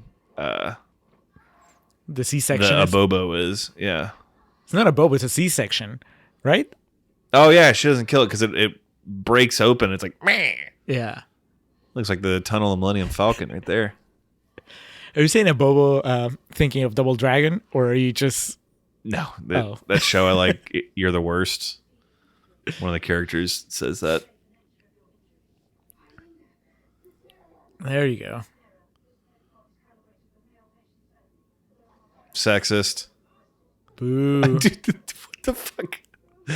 They went into this other part of the galaxy, this other planet that no one had ever been to, and they just they assumed only a male would get injured. They didn't equip this. That's crazy. That's like Dumb and Dumber shit. What if he shot you in the face? Well, that's a risk we were willing to take. Is it that maybe she just went to the wrong room and there's another room that's just for female patients? It's across the hallway. It's got the the universal woman with the the little triangle dress. I mean, this is definitely complete homage to Alien. Like even her undergarments and whatnot are very Ripley-esque. This part's awesome though. This is one of those like. Watchmen is always the one I go to, which is fitting because we're doing that. Anyone can say anything they want about Watchmen, but everyone I talk to is always like, yeah, but the opening credits are amazing. Anyone I was talked to about this, they're like, yeah, but that cesarean scene's pretty dope. Oh man.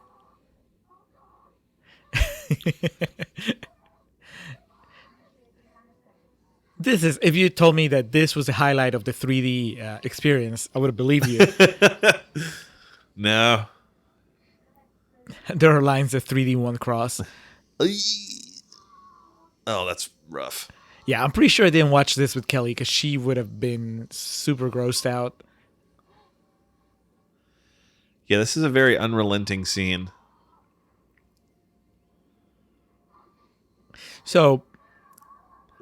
The claw. This is an unfair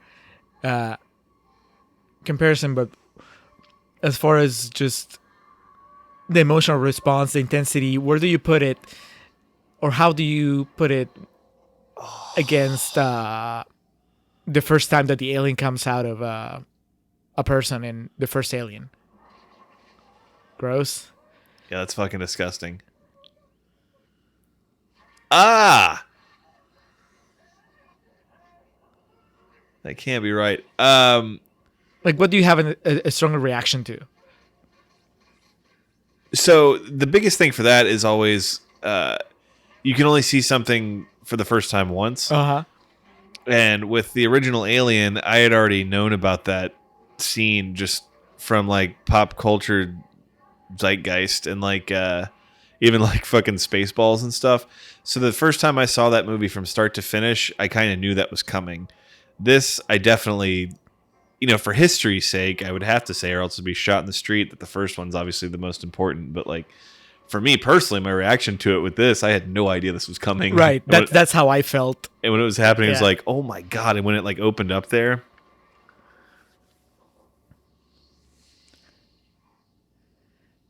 Oh, that was even more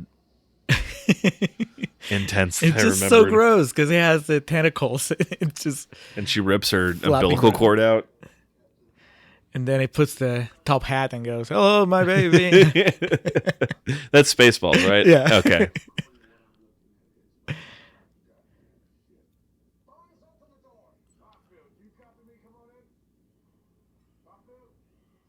So these guys have no idea that we just had a breach. a breach. I'm gonna say a C-section, but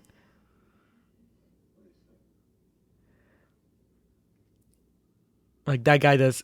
That guy, who is that guy? I was about to say Paul Giamatti's kid.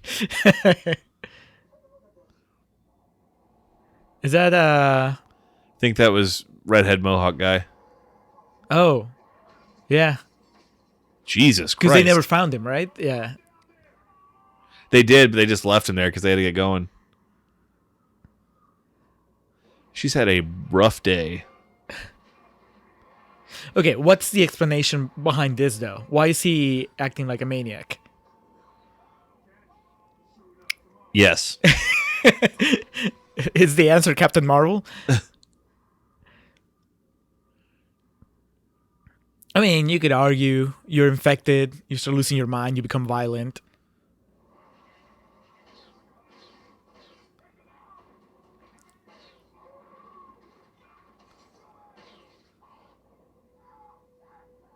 Is Idris Elba about to kick some ass? Hell yeah. I forgot he gets the shot with the flamethrower. Yeah, I guess. You get infected and you adopt the violent tendencies of the alien. I mean, it's quite a stretch, but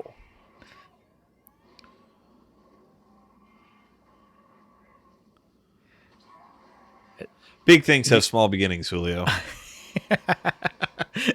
you gotta,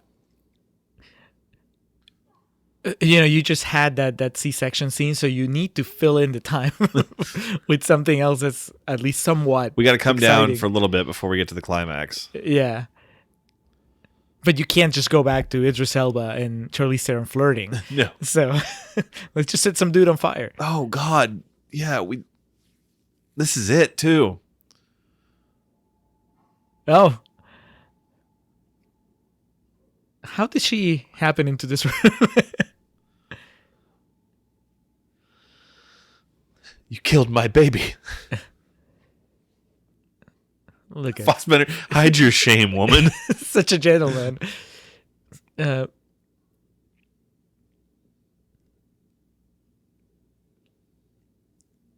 looks like the Guy. crypt keeper. And the Oscar for Best Makeup goes to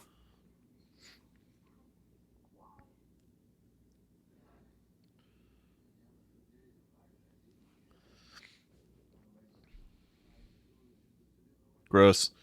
oof. He does have well hydrated feet. His toenails could use some work though. Yeah. Well, and the toes are all tied together, like twisted around. His foot was bound at one point.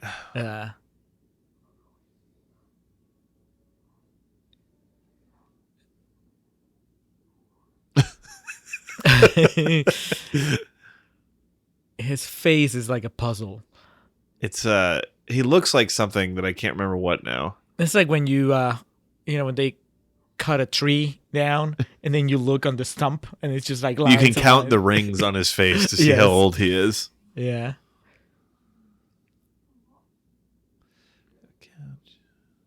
Okay, you know what? I take it all back. I mean, yes, David Fassbender was working for Guy Pearce, but everything he's done with the alien, that's his own shit. Yeah. Because Guy Pearce just revealed that the only thing he's interested in is meeting their makers so they can save him from being old. Yeah, that's right. He wants like the fountain of youth, immortality. Yeah.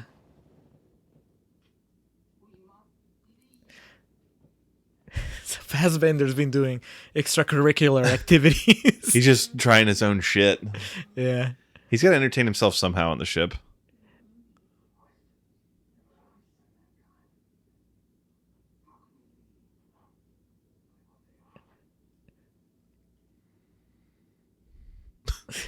You can see like the latex in the back. He looks like if a take wasn't good enough, Ridley could just come and grab the latex and pull him up like a puppy in the back of his neck.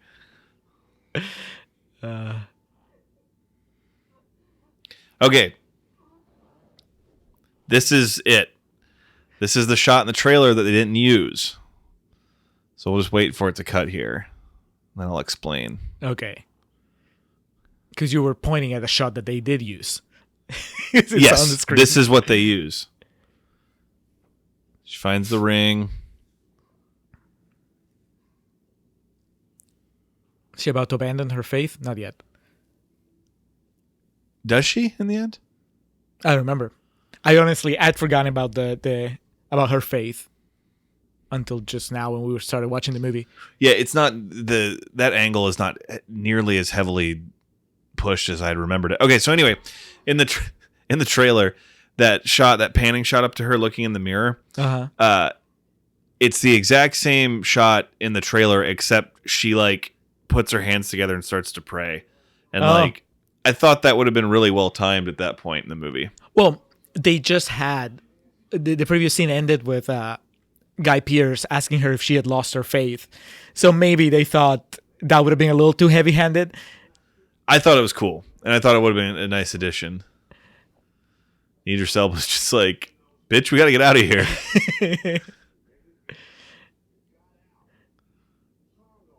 The end, exactly.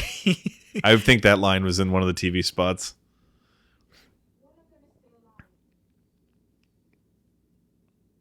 I don't care. So am I right now. Woman. Yes, he said it.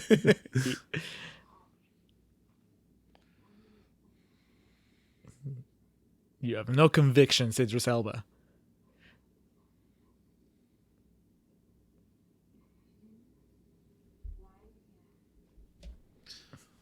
Pay was good. Doesn't he say something like that? Oh no! Now he gets his moment of moral high ground. I'm gonna help you out.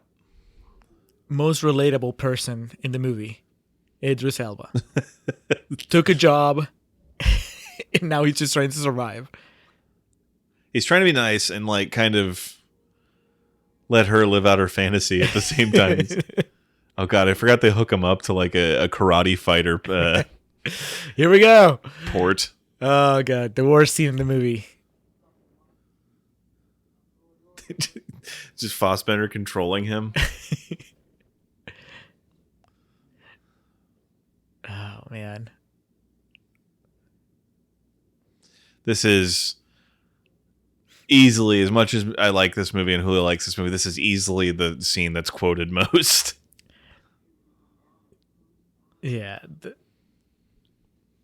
But I might have said it before.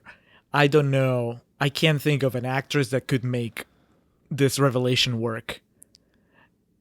Yeah, there's like literally just no reason for this scene. Well, and it's just so clunky. Yeah. Father. Eddie Straight is a big fan of this.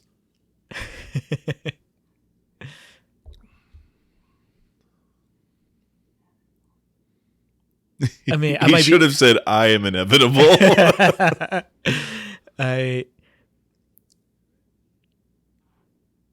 I'm sort of with you that her acting is not great in this scene. No, the entire movie.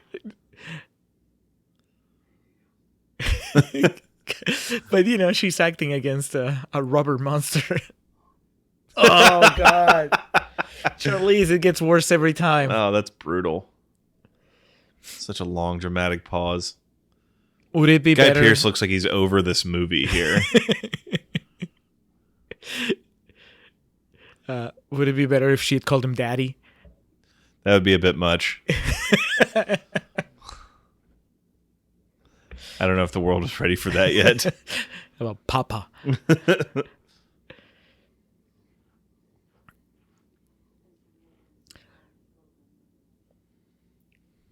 That's a hell of an assumption, for them to think that guy that's trapped in there, or the guy they're about to wake up, that he can somehow make Guy Pearce young again. Well, not just that, but like, I still just think it's a hell of an assumption that this guy's just going to want to share all this information. Right, but I mean, because I think what happens, or at least they say that he wakes up. It's not that he's trying to kill them because he's conscious of it. He's just crazy. No, he's trying to finish what they were doing. Oh yeah, you're right. Because he shoot the aliens, he immediately just tries to get the ship going again. Yeah. You're right. It's basically he's not crazy. He was frozen evil. like if someone froze you like on the way to your fallout shelter when a tornado was coming, and then you wake up, you're still trying to get to where you're going.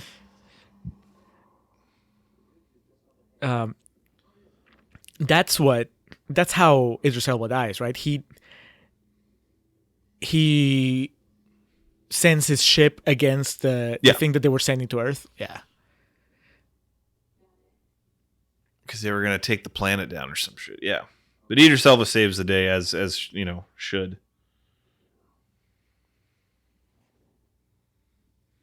They found the nukes.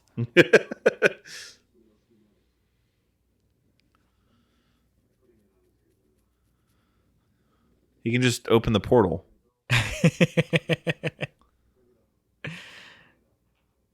Okay.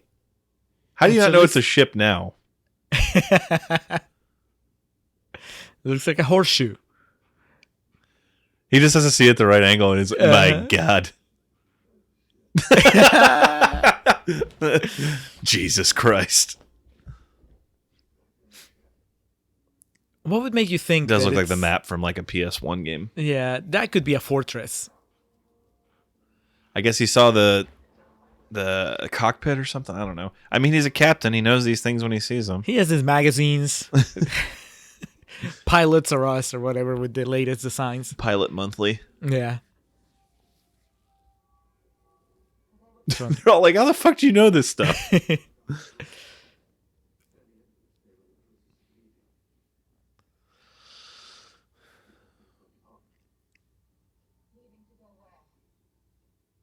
Earth. That's the question.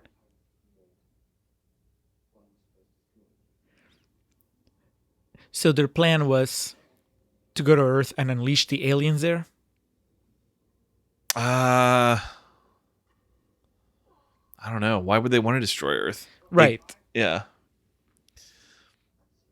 We're not making a good case for why this is a good movie. No, but see, I like the idea that it's beyond us as a species to try to figure out what a superior race, what was going on through their head.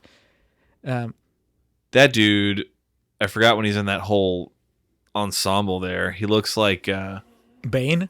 Not Bane, but like what was the Star Trek movie that came out in the late 90s? Oh, Nemesis, right? Yeah, there's Tom Hardy was that guy. Yeah.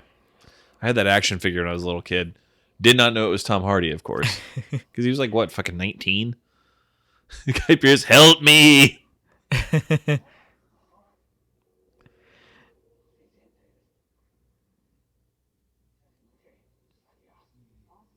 He didn't ask, though. I think if the final message of the movie is that humans are so full of hubris, they just assume way too much.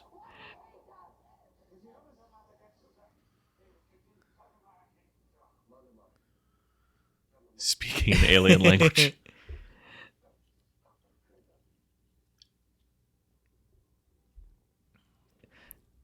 Up till now, that guy's being surprisingly chill. They use Owen Wilson's face for the mold on that. Oh, God. And you would think that's the end of Fassbender, but no. I cannot express with words how much I appreciate that they used a practical rubber head when he threw that on the ground that looked nothing like Michael Fassbender. That is the shit I live for in my movies. That's a hell of a goose egg. Oh, that looks a lot like Michael Fassbender. That does, yeah.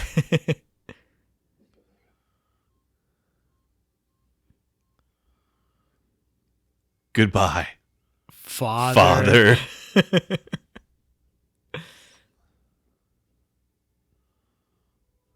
Idris Elba just... I made the wrong call. Should have left already.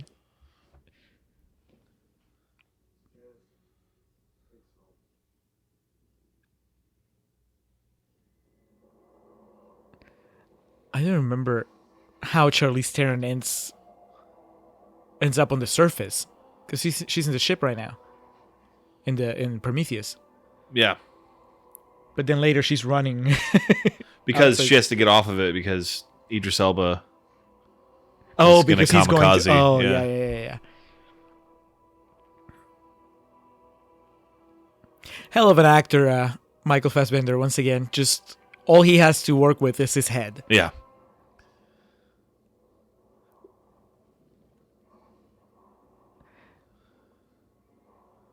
Oh, that's right. It becomes the cockpit. That's really... You're right. Going back to your tornado shelter analogy, what was so pressing that really he was like, I need to do this right now? Because there's Avengers a lot of loose Endgame ends. had just come out in theaters. That was the final shot in the trailer. That thing closing when he had the helmet on. And he looked like one of the bosses in Contra or Super C. Yeah. Okay. So you see now I don't remember if he actually takes off or is it just gonna shoot Earth.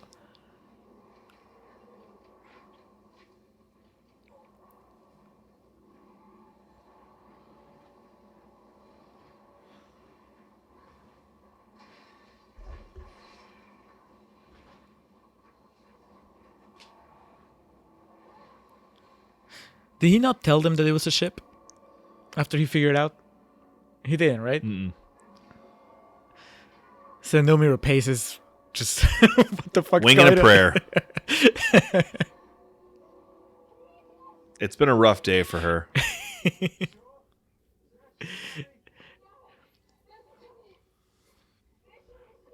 And this... Oh, so he knew it was a ship. He didn't know it was functional, though.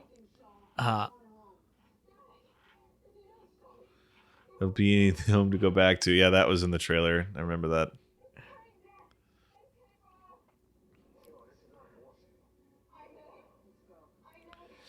Yeah, I guess that is a fair point. It's not explained why they wanted to go back with all those alien eggs and unleash it on Earth, but sometimes the things that are scary are things that we don't know. Right. I think that the larger point is that this is an alien culture, an alien race, and they might have created us, but that doesn't mean that they see us as precious. Yeah.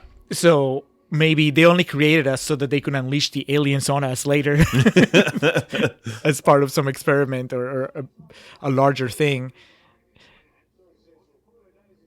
I just like the idea of, the arrogance of humans, of thinking that we get it, we know what's going on, and it turns out that no, we have no idea. Yeah.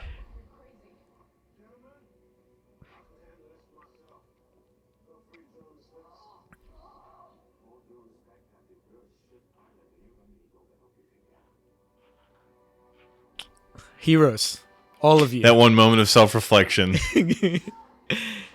I don't know why I had it in my head that Charlize Theron and Idris Elba were gonna have some sort of meaningful goodbye moment. Yeah. She kisses him and is like, "You son of a bitch." Yes. I love you. I know.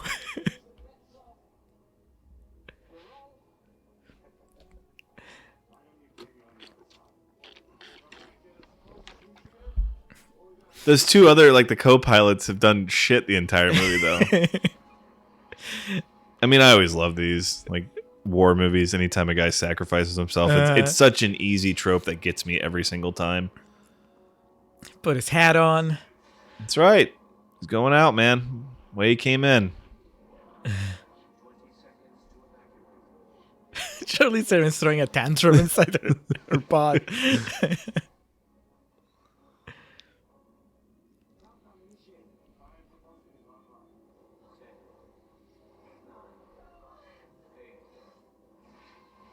Ooh. Your face. The fuck is going on? Do we get a shot of Fassbender's head just rolling around? Because I think we do, right? Oh no. What does that mean? Hands off. Like Luke Ma, no hands?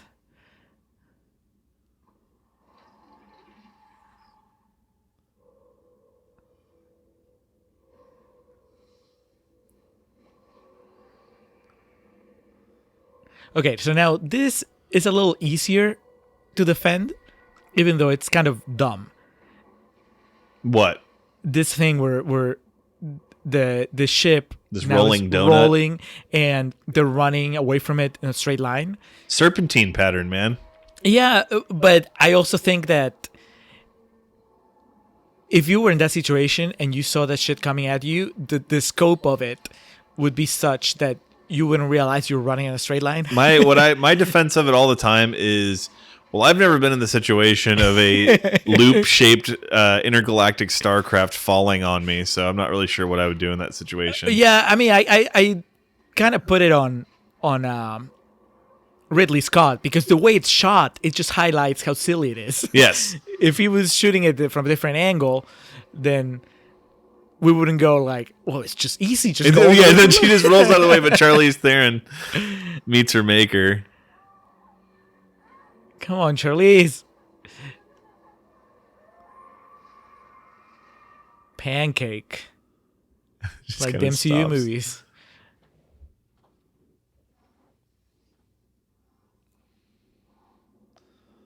I am the only one left. Well, somewhere in there's a Fassbender head.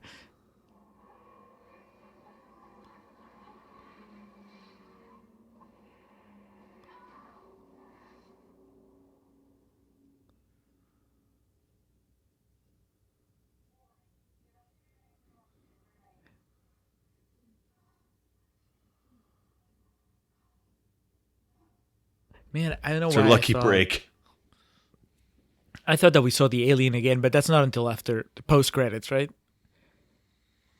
It's not a full post credits. No, It's yeah, he comes back. The alien? Yeah. No, not the giant guy. Yes. Oh, okay. I'm talking about the thing that came out of her. Yes. At the very end, like post credits. No. Oh, It comes back, and then there's the post credits. oh, the post credits is when you see him turn into Yeah. a xenomorph. Correct. Yeah.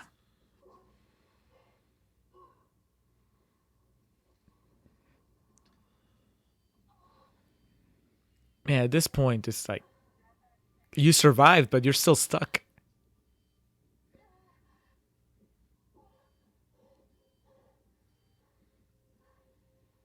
Where is your God now?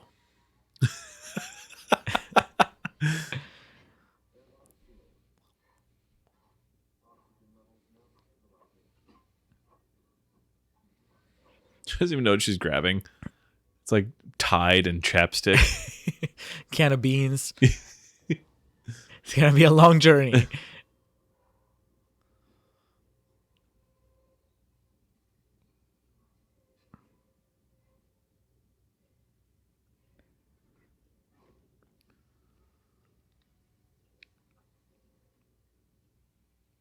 This David's secret room.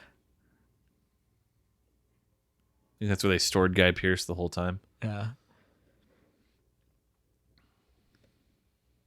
And all those books. Yeah, because remember, that's where the little operation room is, and it's been just growing in there over the past 30 minutes. Right.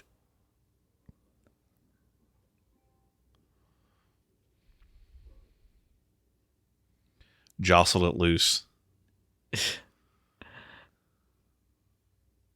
Where's my baby?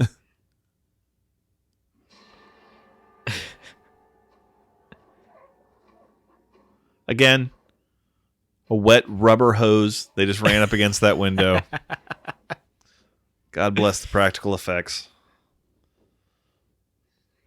This is David's head.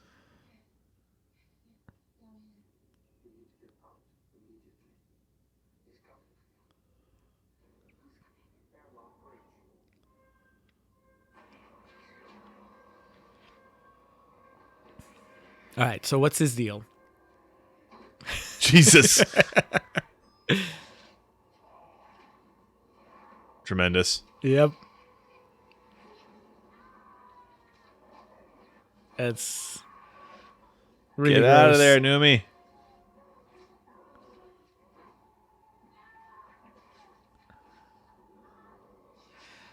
It's just like a calamari. I don't know why he was after her, but yeah, that's... Well, he was just mad. They foiled his plan. He was just fired up about something. There's only one person that has survived. Unless I want to take it out on this android head.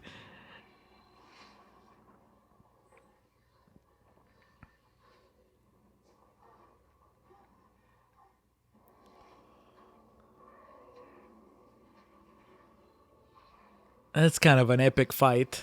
It is. Feel we should have gotten a little bit more of it. Oh. Good night. Oh god, that's just gross. It's very gross.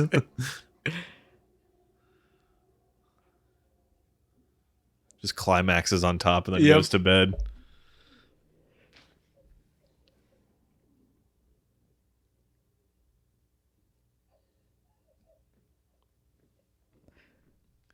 I did like that shot the first time I saw it.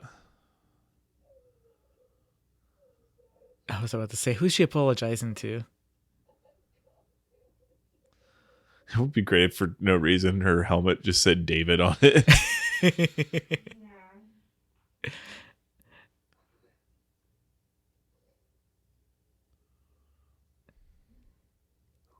So she was about to give up on life, I guess. I think she was just going to lay there and let the oxygen drain out. Grow old.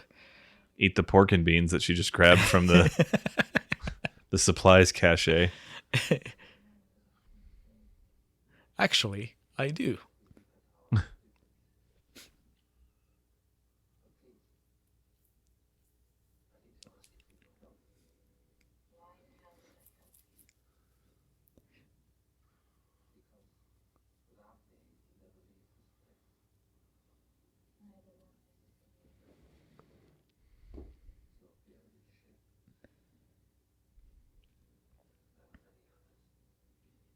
Okay, he did. There was another ship. I was trying to remember how she escaped. I thought it was that escape pod that was shot out of the Prometheus. Like there was that little detached ship. I don't know. I'm gonna get on an alien spaceship. Oh, there's another one inside there? I don't remember.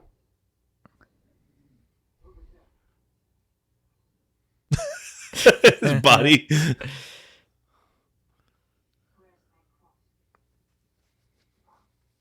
Haha.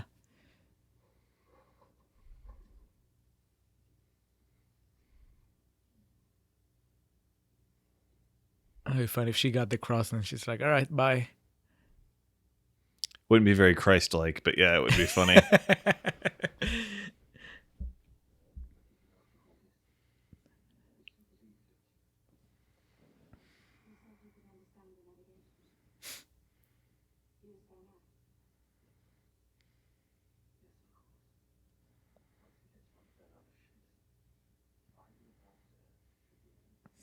Not to Earth.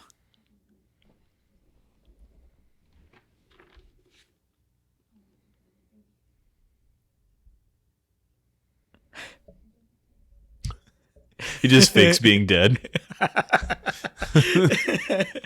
David is not on board with this plan.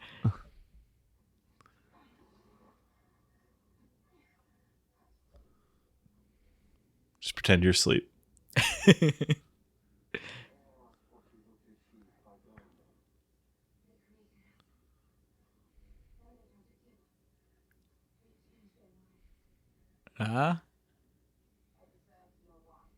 Now, tell me that doesn't promise an awesome sequel. Epic sequel? Right. Yeah, it does, definitely does. The sequel has nothing to do with that.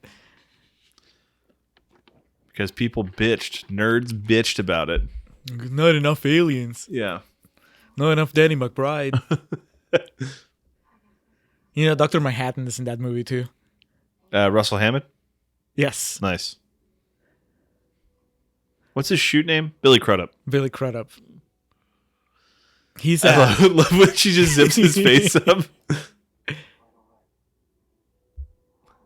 This is me now. I'm guessing she's not aware of the part he played in the death of her boyfriend. Yes. Because otherwise I would she hope wouldn't be. not. Yeah.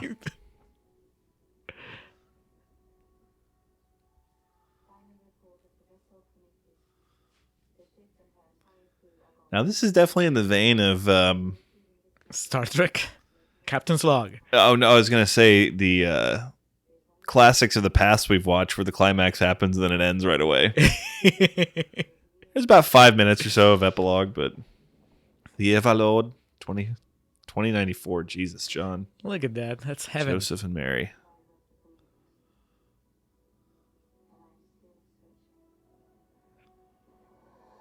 Wait, how'd she get the ship to work? David, I guess. David did the thing with the... Oh, it's not even a post-credits. It's just right to it.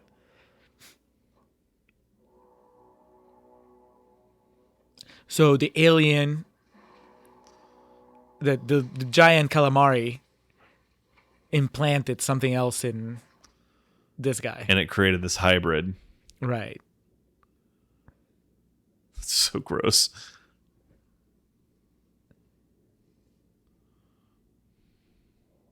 But that thing is not a xenomorph. It's supposed to be like the original incarnation, like several generations previous to what we would see in Alien. Okay, because I remember it has the mouth that bursts out? Yeah. He's a baby. He is. It's like Baby Groot.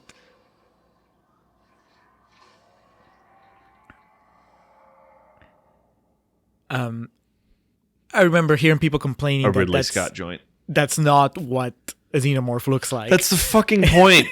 Goddamn nerds. It's several generations removed. If it is supposed to be a sequel, what year is Alien based in? I don't know. 2049, right? That's this one. Whatever the case. So Benedict Wong plays a character named Wong in Doctor Strange. Oh, is that what his character's name is? I think so. I don't know. That movie sucked, so. Wouldn't know. Yeah, that movie's fine. Not Doctor Strange. Prometheus. There's a lot of things that watching it in this fashion, doing this commentary track, there's definitely some things more so than previously you can poke fun at, but also just from our discussion about it, there's a lot of things I've taken away from it that has increased my adoration for it, just in terms of the thing we criticize a lot of modern movies for, beating you over the head with everything. There's a lot that you as a viewer can like interpret from this and kind of like jump to your own conclusions. Or not jump to conclusions, but kind of question. And it's not like it leaves these massive gaping holes anywhere. There's some stuff in the plot that's like, what? But like nothing egregious or offensive. And yeah, you were right. That closing dialogue from Noomi Rapace is like, holy shit, the sequel to this is going to be awesome. Yeah. Yeah. I really like that they didn't have that moment where Michael Fassbender pulled a Joaquin Phoenix and then he had like the flashback to all the scenes where he was manipulating everything behind the scenes. And Noomi Rapace was never actually there. Yeah. I mean, I'd give that like a B. I'm 4.5 stars. That's like a, what would be like an A minus for you or something. I most of the things that don't work for me now. One, I don't really care, but two are things that I truly believe they would have been.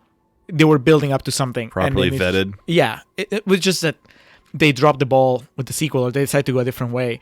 But if the sequel to Prometheus had been something that actually built on what Prometheus was setting up, then we probably would look back to this and just it would be more fondly. Yeah, go like, oh, remember how awesome they set this up. I know we commented on it like 50 fucking times during the recording, but God, it looks good. Yep. Looks great. Good score. Yeah, all around solid stuff. I'm trying to remember what else came out in 2012. That would have been the big cheese. Dark Knight Rises. Ben Foster. Remember the guy that wrote, I guess, the first draft of this is the guy that wrote Passengers. Yes. And we have that scene, that whole sequence at the beginning where David is just riding his bicycle and playing basketball. That was also reminiscent of Passengers. Well, Passengers also has the operation bed in it, because she just like she hits the all cheats enabled code on it to bring back Chris Pratt. It's true. In Passengers, it's programmed for both genders. Sexes. Yeah. Or is it genders or sexes? What are we supposed to say now? Genders, but then I shouldn't say both. I think it's just all genders. There you go. CG supervisor, UFC star Mike Perry was on there. He's not a star. I'm sorry. Apologizing to the UFC fans. Oh, no. If this movie came out today, everybody would be expecting the end credit sequence. Like there's something else. Yeah. Definitely. That threw me for a loop, because I thought they did, in my memory, it was like the title card and the stars, and then it faded to black and then cut back into that. Yeah. No. Nope. Right to it. Just go to black and then back up to the Ridley alien. Scott by this point had already, because the first Avengers would have already come out, so he had seen it already. He's like, fuck this. Put it in there, get out, let the people clean the theater. I think we've talked about this on the podcast before. When I first started at the movie theater, in the theater industry in 2007, before the Marvel franchise took off, it was always Pirates of the Caribbean that had the post-credit scene, and we were always very resentful of, because we'd have to wait and have less time to get it ready for the next showing. And they weren't even that great. One of them was just like Orlando Bloom, just like coming into harbor on a ship. I think that's the third one, right? Yeah. The very end, that's a big thing. Once every 20 years, you can come back and get laid. Color and prints by Deluxe. Julio, what color would that can have been? Deluxe would have been, Deluxe is gray. Yep. Yeah. Good one. Technicolor is orange. Yep. That's awesome. That is awesome. Wyland Core. Yes. The fictional logo there at the end. I think, was it this one? Was it Prometheus that had some sort of extra supplemental material online? Yes. Where you could, okay. Yeah. It was like videos with Fassbender, like talking into the camera type thing. Yeah. Just what he was doing while everybody else was sleeping. Yeah, before he woke him yeah. up. I think that was it. Good call. It's like day 25. Tyra I played discovered Dance my Dance penis. Day 45. The blonde is taken to my hair.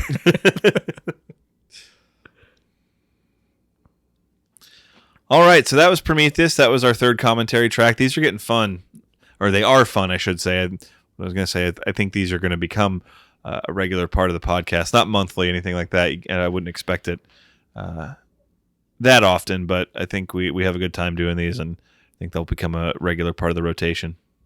Yeah, I told you I thought this was longer, so I'm glad that we're actually serving up an episode that's shorter than Avengers Endgame. Our Titan-sized Endgame episode. Yeah. In the order of things, this will come out before or after Watchmen? Before. Okay. This comes out tomorrow. Oh, goddamn, pal. All right, so this is going to be hot off the presses. So the next time we will be in your headphones or over your speakers, it will be for our 100th episode, which will be Watchmen. Yes. No plugs from us other than the usual plugs. Festive Years, thefestiveyears.com. For all your festive year needs. Thank you. And Hans Rothgieser, man behind our logo. He has his 2 podcasts, Nacion Combi and Living in Peru. Living in Peru is on iVox. It's in English. Nacion Combi is in Spanish. It's about all Peruvian sorts of things. You can reach him at Mildemonios, Mildemonios, on Twitter.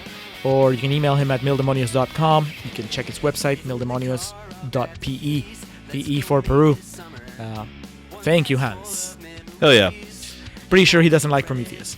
Well, he can sync it up to this and see what he thinks this time around. But that's going to do it for our 3rd commentary track. We always appreciate y'all listening to the Contrarians where we're right and you're wrong, and we will catch you next time. That summer